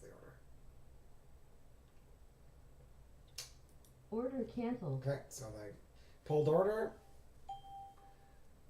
The bell means that we've gotten underneath the channel, and it's generally a sign that either there's a mean reversion opportunity if it's balanced. Otherwise, it means there's momentum in the market. And so once again, it appears that I wasn't aggressive enough here. This volume build might have just been big enough that this worked, even though it wasn't the POC of the wave. I bet you on another time. You know what? I just noticed this. I bet you anything if I take this. Nope, it is down there. Okay. And what about on the way down? Volume at the high. All right, so that's what it is. Tough. Tough, tough, tough. So now what that means is that if we can come back up here, whoops, if we can come back up here now, we should expect sellers to defend this now. I said that earlier. I don't want to short this. I want to short that. If I'm going to be short, that's how I want to do it. Oh, there's a star, but there's a purple bar 2 behind, so it's much more aggressive. The fact that this one isn't purple makes this star a little bit less good, right? Less likely to work. The times when you get a star randomly at the low is higher if this is not a purple bar. This one being a purple bar, as long as we closed above the POC of it, like we did here, it's got a chance of working. But that chance is probably more like 55%, not 65, 70%. So I would much rather see purple bar followed by star at the lows like this. But you can see if it's out of position, it doesn't always work right away. This one's in good position. It's right at support. Oh, fuck, it stopped. It got below this. This was actually an okay entry because of the green line. Missed that. The line's right there, and I just wasn't paying attention. I was focused on looking for the purple bar followed by the star. That's okay. I could technically still enter because it's still in the range. I just hate that we're underneath this volume build now. I really don't like that. It may not matter. It may work anyway. It is a valid entry. Yeah, once one of these pivots gets broken, if they come right back in with a star, it's usually good to go. Actually, even if they just come back in without an algo, it's still usually a good scope. I'm not real confident we can get through this because we established volume above it and got below it. So, like, how often do we just, like, run? I don't know. But technically, that was an entry that I just skipped, which is, like I said, a little frustrating. I just got distracted. I was watching this one and hoping for the exact same signal to happen right here. And when it didn't go, I pulled my order and started talking about what the short setup would be and missed the fact that there's actually an entry potentially right here. It's just not, yeah, it's not perfect, but it's technically valid. And when I say it's not perfect, the problem with it is that there was a bunch of aggressive traders right at this voodoo range level. This aggressive seller got beat, so you'd think it's bullish there. Well, then we got under him, right? And so now we have not gotten back above him again. This becomes resistance once you get under it, generally. So the risk reward is just not very good. If you think the market's going to stop there at 600, like most of the time you're getting like 9 points, risking like 17. It's like, you have to believe that this guy is not going to defend again, and I don't believe that. And particularly because it's a voodoo range level, but just in general, these orange bars are really strong, and like I said, once you get over them, usually you're good. But when you give it back, it's really hard. They're gonna hold this most of the time. Same exact thing for the green bars, which I see none of, except for right here, and this one clearly got beat. So it's like Bulls had everything going for them and they just fumbled. So maybe they'll come back up to the top of this orange bar. So I guess maybe you'll get 1-1. I don't know.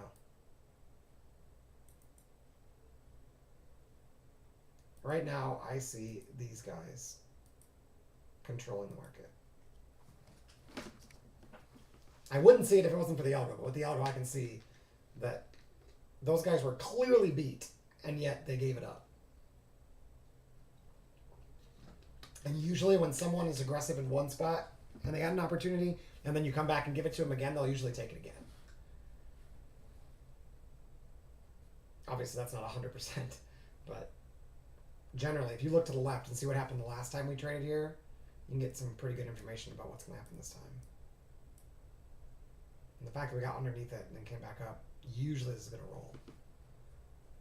Notice we got a purple background here, suggesting that bears are actually trying to put... Oh, wait, it's not closed yet, so we don't know that. I should say if they close it bearish, and that purple background's still there, it's a sign that, yeah, see how it's gonna try to go away because it's not going to close bullet bearish. But if it is there and they close bearish, it means that there's momentum to the sell side. If they beat it, then I'm just wrong.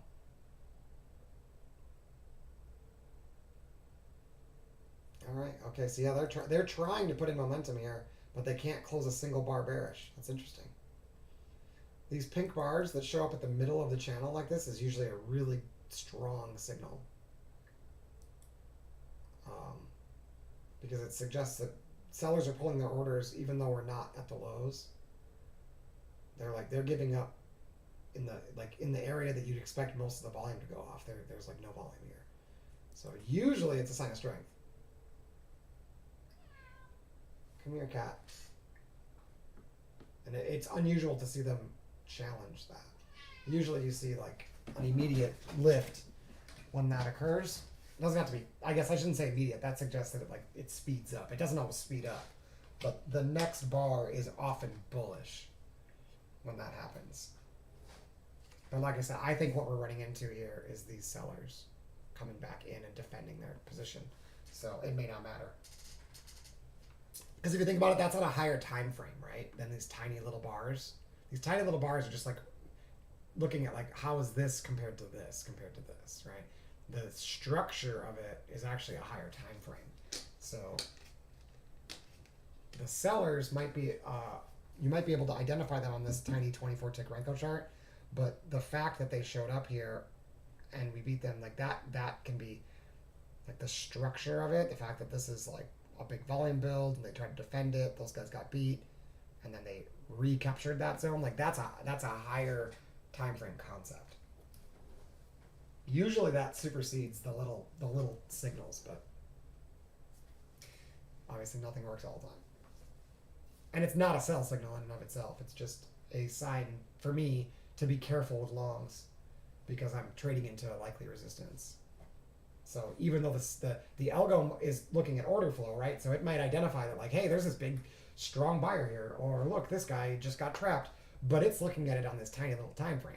It's not thinking about the fact that 2 hours ago, like, you know, we were negotiating this and they got over it only to give it up. Like the algo it's not that smart, you know. It's just watching like the time in sales and the DOM and the footprint, looking for whatever we tell it to look for, to keep an eye on order flow.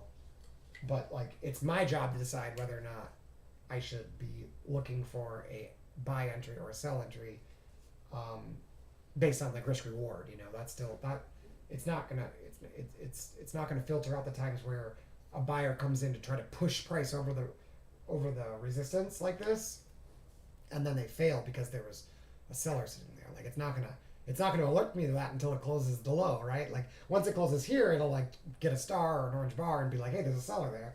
But like it doesn't know that until it happens.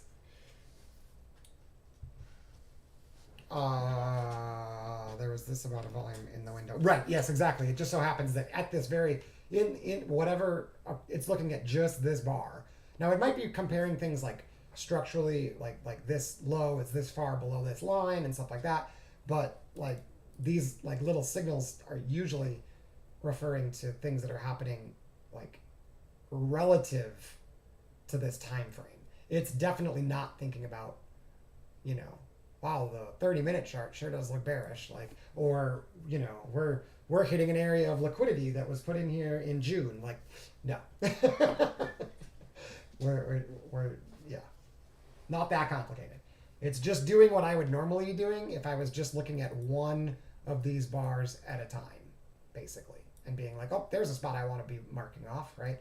Well, if we here, I'll show you. So like these marked off areas are gonna get algo signals, but those algo signals are only gonna, actually that one was here, I believe, but they're only gonna show up once the bar closes, and that's, yeah, as a result you could technically identify it earlier by watching the what's it called, the footprint. You could be faster than the algo. But once the bar closes, then that's what my back tests are based on, is the closed bar, right? Like when I look back and see what worked and what didn't, I don't see all the fact that like this one could have been a star up if it would have traded higher, but it traded lower. No, I just see what happened after it traded lower. So all the back testing is based on the bar closing. Now I can, if I want to know like, hey, does this work on a higher time frame? I've got these higher time frames for exactly that. Because it takes like 40 points for this bar to print. So, and it does work on a higher time frame in this basically the same exact way. It's just that you'd have to have a huge stop to trade that. But it is still helpful to sort of see like, oh wow, look at all that aggression going in both directions here. This might be a pivot. Yeah, same. I agree. I mean, Sierra Charts is super powerful. It can do a lot. It's just really, it's not user friendly at all. It takes a long time to learn. And then when you add your own signals, that takes even longer. But I mean, people in the trading perform room are looking at this. It's not as complicated. They've just got like 4 signals to watch for, and then like the locations, But I've just added more to make it makes life easier on me because I don't have to think so hard. I can just look and say, was the line crossed? Yes. Is it a star? Yes. Okay, bye. Like I don't have to look back and be like, oh wait, where's the pivot? Oh, it's over here. Let me draw that. Like in here, I've got to draw that line, right? I got to be like, hold on, did this break? Yes, it did. Okay, now I can buy it, right? And those little, when it's slow, it's not so bad, but when it's fast, yeah, that's hard to do. I do have them disappearing once they're breaking, but then it's going to print a new one if it's a pivot, right? But those are really great mean reversion trades as long as it's balanced, which is most of the time. I mean, obviously you get momentum into the market every once in a while, and they're not going to work as often. But if you want the highest odds trade, you wait for that liquidity to get taken out, and then you short it, or you wait for this liquidity to get taken out, and then you buy it. I'm not saying it has a likelihood of going all the way to the high, but when I say it's going to work, I mean it's going to get 15 points more often than it's going to lose 15 points. And you get paid $20 a point in NQ, so like 15 points is a good day.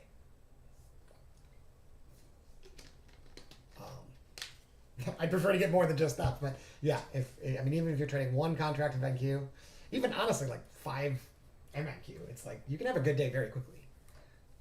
But if you don't have an edge, you can also totally blow up your account really fast. So you gotta make sure that you actually are trading signals that exist reliably. But having all of these things means that my criteria for an entry is the bar is high. I can't, like, if anybody was here when I was in that trade earlier, the short earlier that worked out, I wanted to exit this like 8 times, but I like intuitively I was like, this isn't gonna work. I should just bail. Everyone's watching me fail, and it worked, right? And the algo said it should, and it did, right? So like usually the best thing to do is just to wait for the thing to tell me to do the thing. Like, do what it says and then just wait for the system to work most of the time, rather than like trying to like outsmart it, right? And basically, like the way my brain works, if I flood it with enough information, I'm not going to be able to like bar by bar be like, okay, aggressive buyer coming in, continuation, pullback, right? Nah, like I'm not going to do that. It's way too much work. I'm just going to have to wait for the pattern I'm waiting for, right?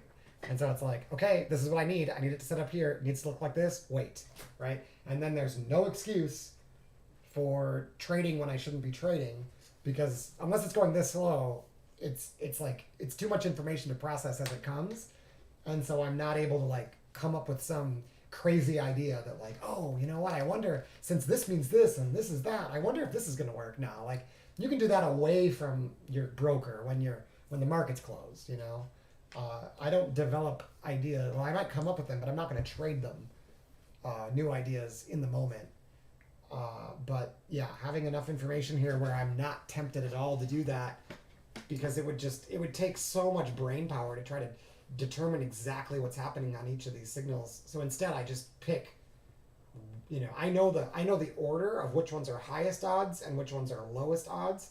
And so the question I'm always asking myself is, do I want to beat a trade? Do I have a direction? How aggressive do I want to be? Am I only looking for the A++ setups? Am I going to be a little more aggressive and take the A setups? Am I super confident with the direction and I'm just going to take every aggressive setup to that direction? Like, that's all I need to decide. It does all the rest. Yeah, no, it's true, Nathan. I agree. The less information you can, like, you can have, the better, for sure. And the truth is every one of these signals is actually information filtering, because it's looking at all of this and saying, don't worry about all these numbers, don't worry about all the colors, all this stuff. Just wait for me to tell you when to buy, and wait for the signal, right? So every one of these is actually a filtering mechanism. And then beyond that, I actually need them to set up in a certain pattern, in a certain sequence, and in a certain location for it to be an entry. So it's just a question of, do you want to have 4 trades or do you want to have 10 trades, like that you could wait for? You know, that's really all it is. Or like I said before earlier in the stream, someone in the room was like, "Hey, I love the idea, but there's too many signals even here. I only want to see a star when it's an entry. I don't want to see the stars when it's a potential trapped trader like this. Just show me this one that's an entry." And so we can fix that and be like, okay, sure, we'll just hide these, and the stars will only show up when it's in the right location, followed by a purple bar within the last 2. That's not hard to do. You're just going to miss out on the extra nuance of the fact that these guys got potentially trapped once you got underneath them, right? Like, you're not going to have all that information, but you're also not going to have all those extra stars. So for a lot of people, especially when you're learning an algo system and you've never done that kind of thing before, like having almost like a training wheels version is really nice. And I've helped 2 traders actually customize the algo that way too. I've just been doing it for a little more than a year, and so have slowly added new ideas to basically filter out trades that I take that aren't real trades. Like times where I shouldn't be getting in trades, but I did. I'm like, okay, I don't want to make that mistake anymore, so I'm gonna, color this background pink so I just stop shorting this, or I'm gonna color this background purple so I stop buying here, and that is why I have more signals than Simon does, and why some of the traders who have it on their desktop and simplified it have even less signals than this. It really is just customizable. But I personally need that extra information for now, because otherwise I don't trust the trade. I don't, if I basically, because I know there's information missing. That's the problem. If I was just learning this and someone was just like, hey, look at this back test when I buy all these stars, look how good it is, give it a try, and it worked out, like, I'd be like, oh wow, this is great, I don't really care about how it works, I'm just going to keep doing that, right? But the problem is that, like, there are situations where that won't work because it's in the wrong location, right? But if you can filter it out and just say, I don't care about these stars on the upside, I only want to know about the ones that set up at location, well, then it all of a sudden, like, it doesn't matter what else you see, that just becomes your trade, and so it's that's a great way to start. Is just to pick a trade and then set it up to only signal when that pattern exists, now you won't be able to like look at it and learn about like what the signal means and how to interpret it and how to read the market based on the algo. No, but you'll get your trade signals very clearly. So it's a give and take. I missed a short. This is pink bar star. Damn, fuck, get over there. This is so right here. This is technically a short because it broke this high and came back down with a star and a pink bar. We're still in this high volume area though that was developed here, and I said I wouldn't take trades here, but this is technically and I especially said I wouldn't take shorts when it's slow, but this was technically a scalp. Pink bar followed by star, even better when it has a diamond, and particularly because it broke the high of this bar with a diamond, it makes that entry actually pretty good. Could have taken it, but like I said, it's a scalp. But the structural location, you need to think it's bearish for that to work. I suppose you could just target this and like just get out with 15 points. I suppose that's okay. But for me, like I want a chance. I want to believe there's a chance that I'm gonna take out the low. We do have traps. We do have trap buyers from earlier though. Maybe it is okay. Maybe it is okay. It kind of just looks like balance to me. And I know it does work often, but I sort of feel like it's a little aggressive. I'm just trying to figure out why I don't want to take it. I think it's just the location. It's just making me feel like it's really choppy here. But the more I think about it, I really should have just taken it. Especially when it gives me the opportunity to come back in. Like that, my risk reward's pretty high. Reward to risk is pretty high to get 15 points. The hard part would be what to do about it after you get filled for your 15 points. I think in this situation, you're probably just supposed to exit. You just get in here, get 15 points, and be done. That's probably the way to deal with it. And that's how you handle the fact that the location is not ideal. But it did trap over, it got over this pivot, which is identified by this red line. It's even better that it's a pink bar. And then came back down with a sign of aggression. It's a valid short. Yeah. And it'll usually give me 15 points. Usually.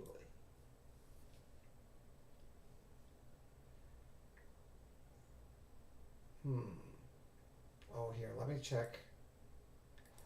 Again, where is this volume? Oh, it's at the high, that's right. And then off the low. Right here. So they developed volume below it, came back up, trying to reject. It does make sense. It does make sense, and it is valid. You really have to believe that they are done auctioning up here. And I, at the moment, didn't think they were done. And even if it stops, I guess I'm trying to figure out. Like I said, I'm supposed to be executing them as I see them, without like analyzing it, and I second guessed it. Now I'm not going to take it because it's already basically hit the first target and pulled back. But this is the area. Technically, this was the spot to take it. When it pulls back into it like that, that's your way high odds because your stop goes here, and so if you can get in here, like that's a 12-point stop. And like I said, right now it's gone 94 maybe, 95 I think is maybe. Here, I can get it. Hold on. Oh, 97. Okay, so it has not hit target yet. Close, but not quite.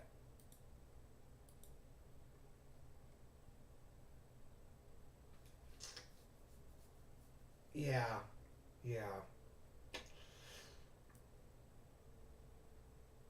1-to-1, which is okay for a scalp. That's supposed to be okay. It's an acceptable trade. Yeah, I think what really matters here is what are your chances of breaking this low? If they're anywhere but like If they're higher than like 25%, right? It's probably fine as long as you get your risk off at 1 to 1. If you hold like your runners for the times that you break down here, it's probably okay. If you think that the likelihood that you break this is like 10%, 20%, you know, you really are just getting 1 to 1 on the trade. And like you're gonna need to take that all the time before that's gonna start paying you off long term. Did you see the short earlier, Hefe? I got this one. This scalp I took. I could have taken this, and I didn't. And then we just talked about the fact that this was technically a setup, but I passed on it. So it did set up. Oh, and then this was an aggressive entry that I skipped. So I wanted this star to be here. It didn't show up. I started talking about something else, and it came right back, making this a valid long, but I missed it. And then this one set up, and I passed on it because I didn't like the location, but it was totally valid. So they've definitely been setups, but I have not necessarily been executing them quite as well as I should be. There's definitely been setups, but the trade that I took here was valid. It just took like half an hour to get like 25 points, which was frustrating, and that in and of itself made me less. Less interested in taking shorts. So they squeeze. Yeah, see, they're still negotiating this area. It's just a shitty place to trade. I'll be completely honest. This is just a shitty place to trade. The location just sucks. You can just see all this volume like back and forth and back and forth. They're just chopping people up. What they're probably gonna do is take the liquidity here and then take the liquidity here. We're probably done for the day. I'll be completely honest. That's what it looks like to me. I just don't like the choppy aspect of it. I need rotation for these to work.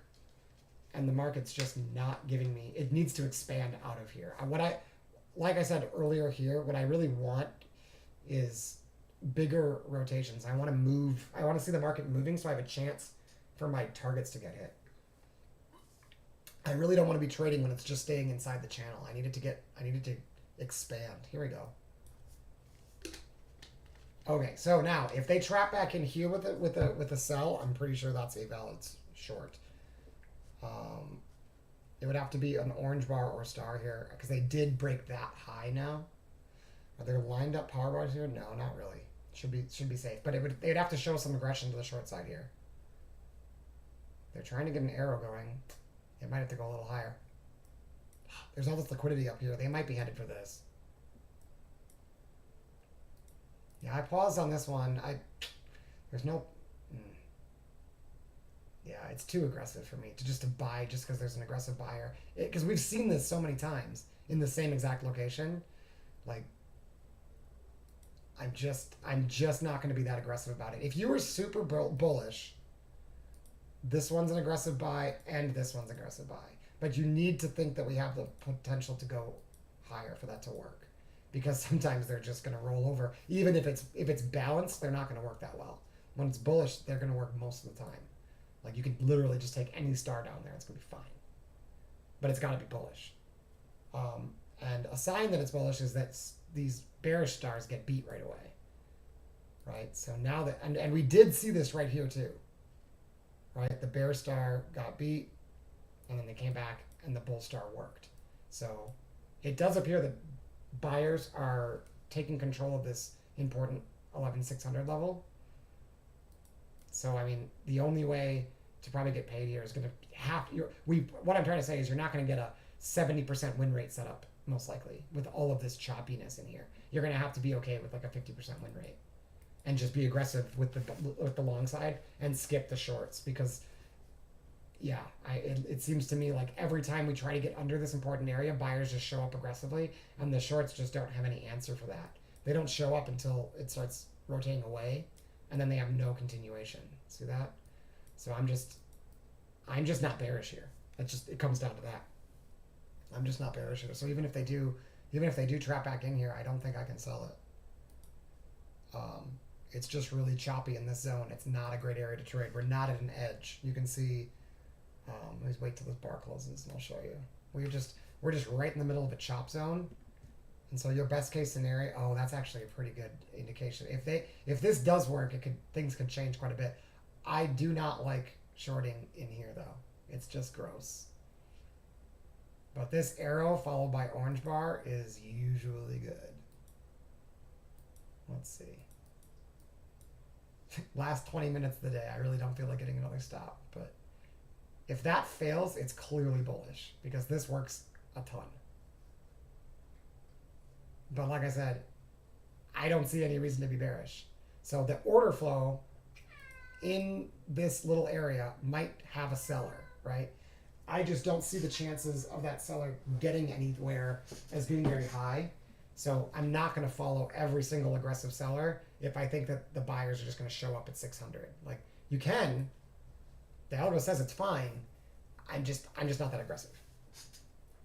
Yeah, exactly. Like I mean, again, like, it's fine if you're just gonna like go in, get out, go in, get out. Like, you could probably get a couple like 10 point, 15 point scalps here. I'm not saying that's wrong. It's just a style that's not my style. Like, here, I'll show you on the candlestick chart. Like, I want to be getting long down here and short up here, right? Long down here, short up here. I don't really want to be entering trades here. I want to be exiting trades here. I want to be getting long on tests down into this zone, and then as it comes back up, I want to be taking profits into this high volume area.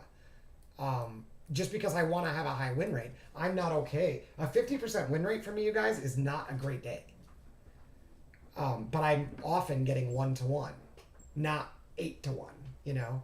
So, like, I really don't, I want those easy trades that set up frequently and usually work way more often than they don't. This I might have to take this long if it shows up with a star here.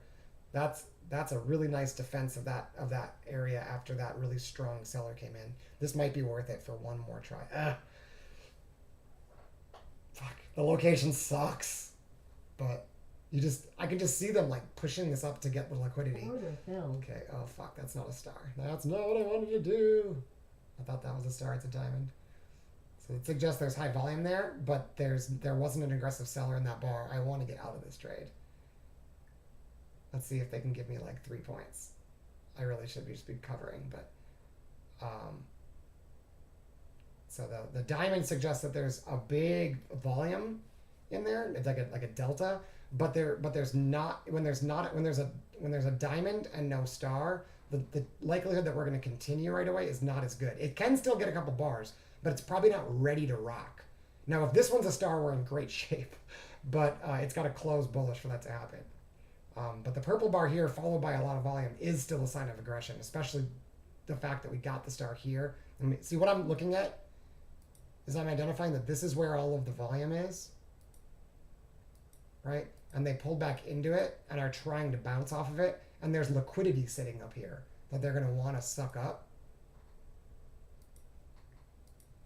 So it's aggressive, but the fact that this guy didn't get any extension made me really willing to take it if this was a star. But like I said, if this just immediately fails, then this guy's well positioned. But if this would have been a star, it's then he's aggressively attacking that guy, right?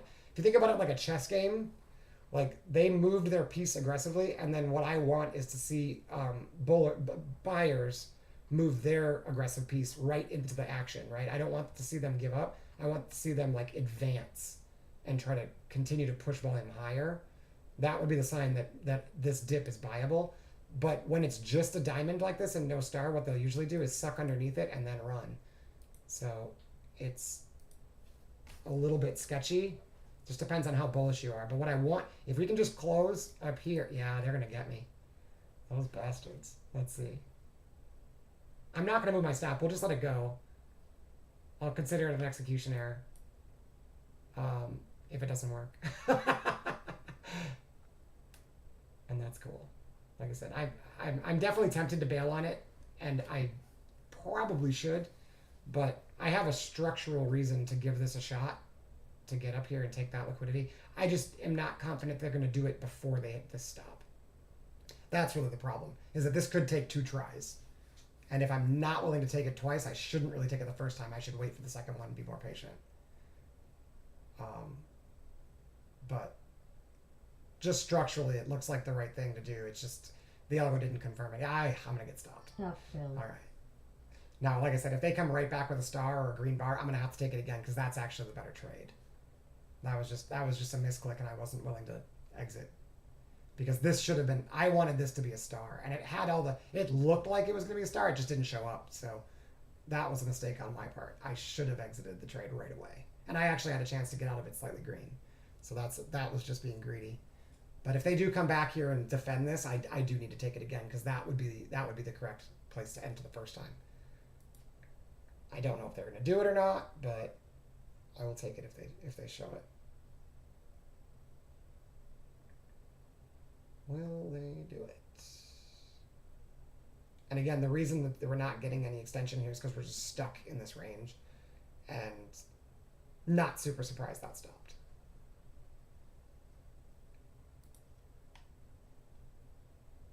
But also would not be surprised if they try again, and I would definitely take it a second time. I have to. If I was willing to hold it that time, I have to take it again if it goes again. Okay, so now there's an aggressive seller in here. We haven't closed it bearish yet, so we don't see a star. We won't see it unless they close it bearish. So green bar or a star, and I'm long. And I will try this one more time, and then I will be done for the day if it doesn't work. If there's no star, I have to skip it, because it's not a power bar. There's no green line there. Another diamond would be fucking tough, because that's like a 50% win rate with a double diamond like that. I really would like a star here, please. How much time is left? Fuck, not a lot of time either. See, what I'm calculating in my head is what are the chances that this actually runs like 30 plus points, because that's what I really needed to do to be worth my efforts, is it needs to do more than just 15. Otherwise, like I really shouldn't be taking trades twice, you know? I should just be like not trading it. But if I take the aggressive trade, I have to take the conservative one. That's just, why would you take the A minus trade and not take the A trade? That doesn't make sense. So if they do come back here and they print a white star, I'm going to have to go long. And like I said, they might stop me.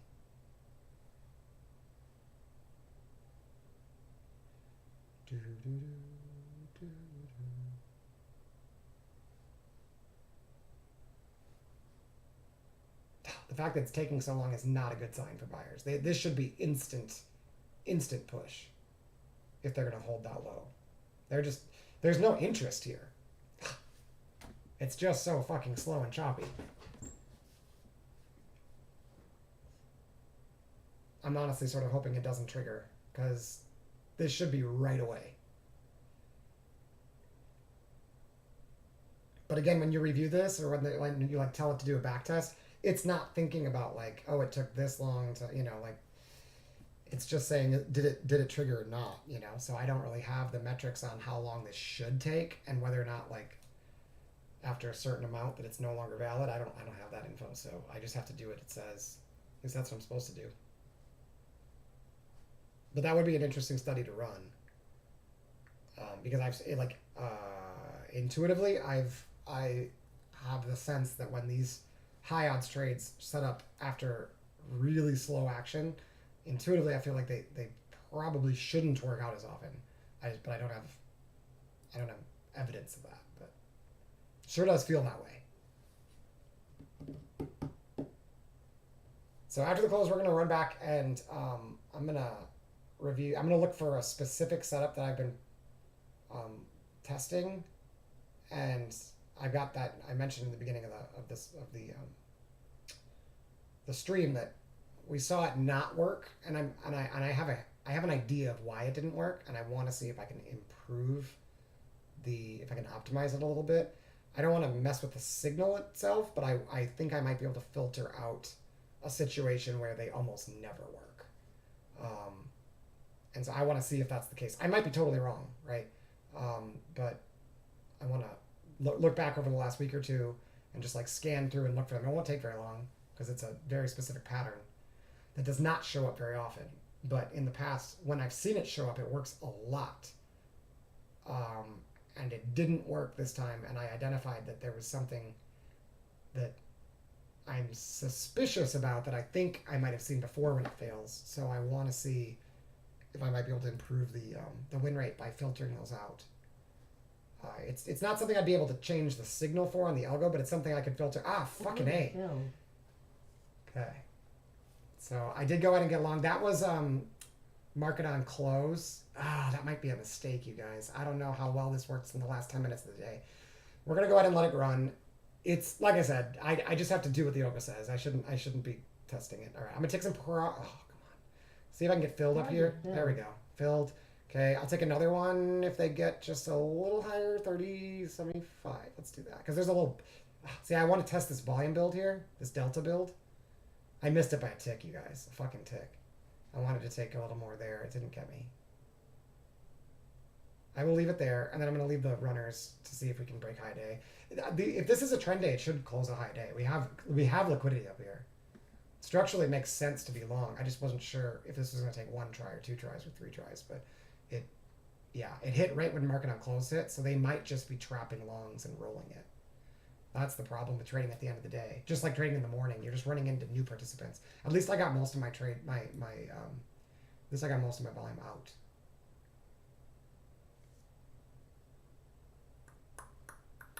So we're just going to see if we can sneak up here and steal this guy's stop, and then I'll leave the runners. And I'm just leaving my order because I was early. They literally missed me by a tick. So if I move it, I'm going to get out of line. And I'd like to be the first one to get filled as soon as it hits there in case it touches it and then rolls. So I'm not even going to move it. I kind of want to move it a little higher, but I'm afraid if I miss it again by a tick, I'll be so pissed. I guess it doesn't matter. It's the end of the day. I might as well just cancel it. But no, I'm going to leave it where I think it belongs, which is right above this. I generally try to cover into aggression. And I typically cover in thirds or halves. My stop stays down here, though. And they literally may just flush it because it's the end of the day. Keep that in mind. Like, that's always a possibility. That they just run out of buyers and just give up. But this particular setup here, where you've got a diamond, and then a test below it, and it comes back with a star, that specific setup works a ton. Here, you saw it. Oh, it didn't quite do it here. But it's similar to this. This one just didn't get low enough. I can show you a couple other spots where it's worked. And it works in the opposite direction, too. Like this one, it's a diamond. So when it comes back in with a star here, that's usually a scalp. I don't know how often it works on an orange bar with the diamond. I should look at that. That's interesting. Should work a lot, actually. Back in the chop zone. Are they going to let it go? Are they going to pin it to 11,600? That would suck. I just want them to spike it up here, and then I don't care what they do. Well, I'm long, so, I mean, yeah, I'd like them to run it. But...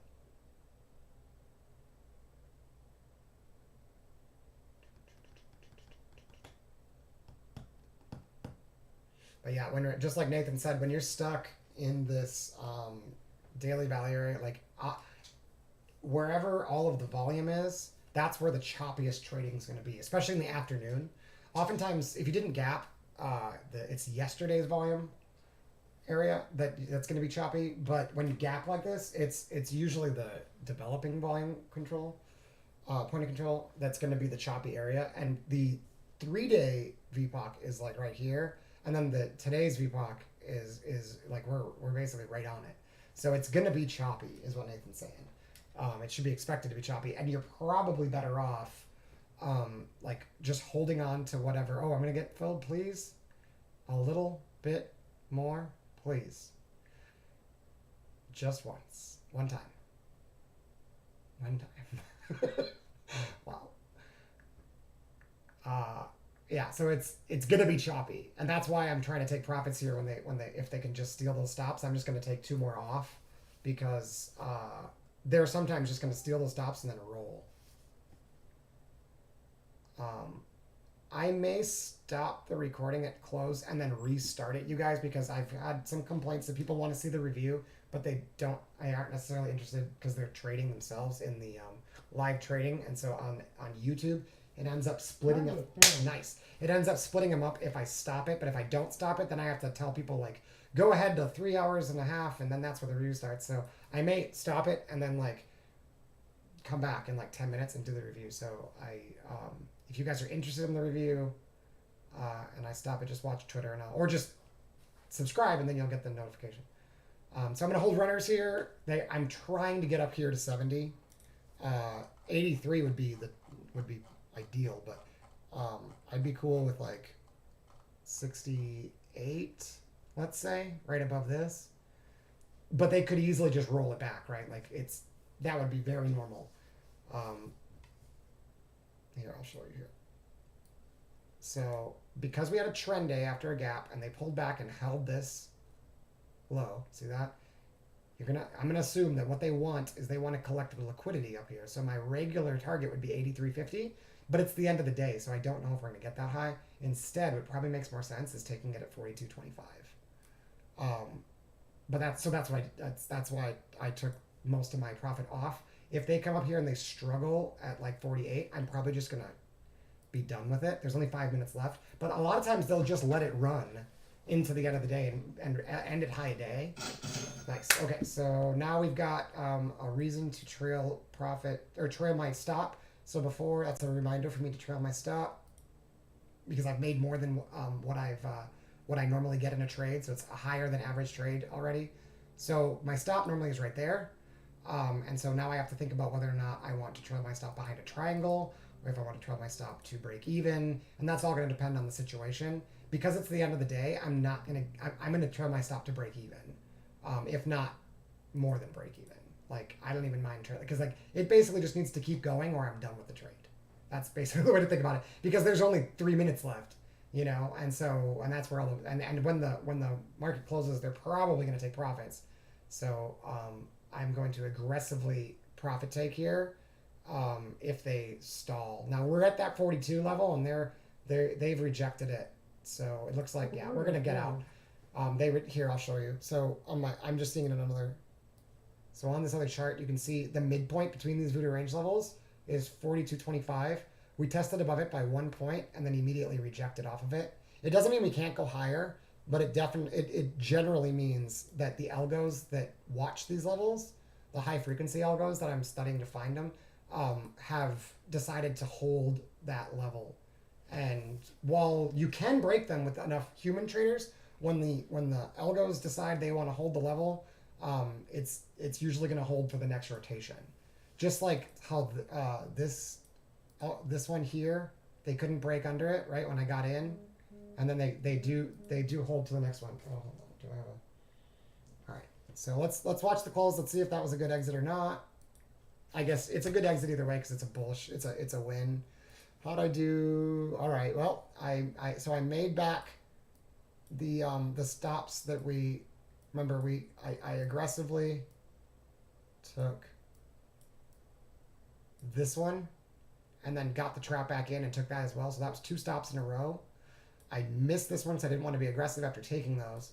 Got this short, paying back 1.5 of the stops, and then skipped this because I thought it was a little aggressive.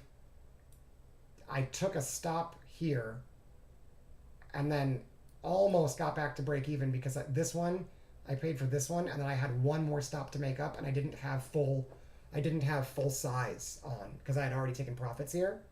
So I'm still down, but I'm down less than 1R, right? So my win rate is not great with 2 wins and 1, 2, 3 losses. So I've got a less than 50% win rate, which since I generally get 1-to-1 on most of my trades, a 50% win rate is generally a loss day. But the good news is despite being distracted by streaming and having a really choppy day and when it comes to the afternoon, I was almost break even on my trading, so that's all right. This morning I missed a couple pretty good trades, but that's fine. We'll look it over. I think I know what to do to improve it. That's what matters. So let's see if they do take that liquidity up there, and then I will pause and come on back with a new stream for the review. But hopefully that's at least entertaining, if not interesting, how that worked out. like I said, it's a little frustrating that like I could have just covered this and not taken that stop. That would have been the smart thing to do. I was honestly afraid that I was going to miss out on it and look like a dumbass. But this by itself is not good enough for an entry. So that was this stop here was off process. This entry is on process, and that I mean, this one got you this, and this one got you this. So you can see why I use the process I do. It's just a question of whether or not I execute it right. But without this diamond, this star is not an entry, and that's where it's tough. It's like I need it there to tell me that there's a potential entry here because there's no power bar here. There's no green line like this. But the high volume means that the chances are, if they get underneath it and then recover it, it's probably not going any lower for the time being, especially when that level is important.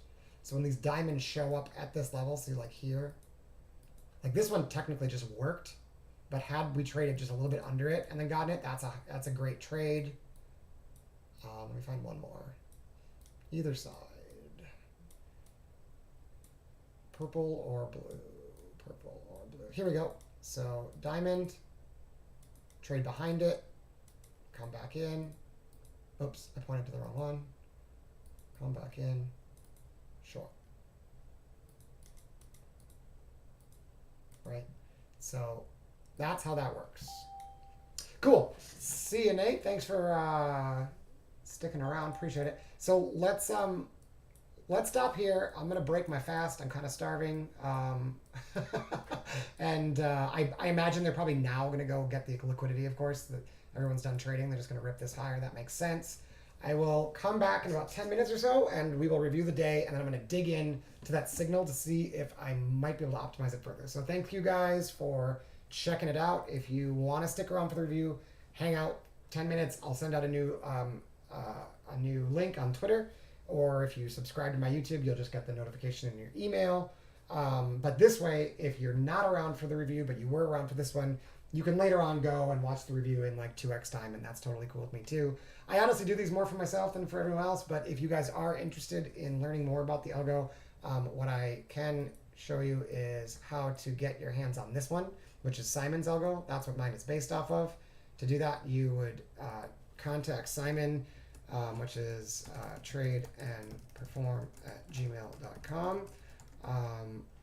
You can tell him request a free trial in the room. Mention you follow Redben, and he'll give you a full week free. Okay, so you can, if you're interested in seeing how it all works, you want to learn more about the coaching and the room, like I said, email Simon. If you can always get a free pass even if you didn't know me, but he will give you a full week pass if it's coming from my recommendation, and you can work with us together and get access to the to Simon's algo here. If you're already in the room, right? If you're in the Slack room, in the Trade and Perform room, if you're in here already, DM me in there, right? Not on Twitter, but in the Slack room. And if you already have this algo on your desktop, and you want like one of these additional signals to add to your algo, I can help you build it. If you don't have this, my signals aren't going to work because you won't have the DLL required to make the signals that it's built off of work. So without the Simon's Trade and Perform algo, my signals will not show up on your Sierra chart, unfortunately. So you do need to be a premium member in the room first to be able to get any of these. But like I said, I'm totally happy to share if you're interested in any of these, and you're a member in the room and you already have the algo, but you want to add something, or if you just want help simplifying things.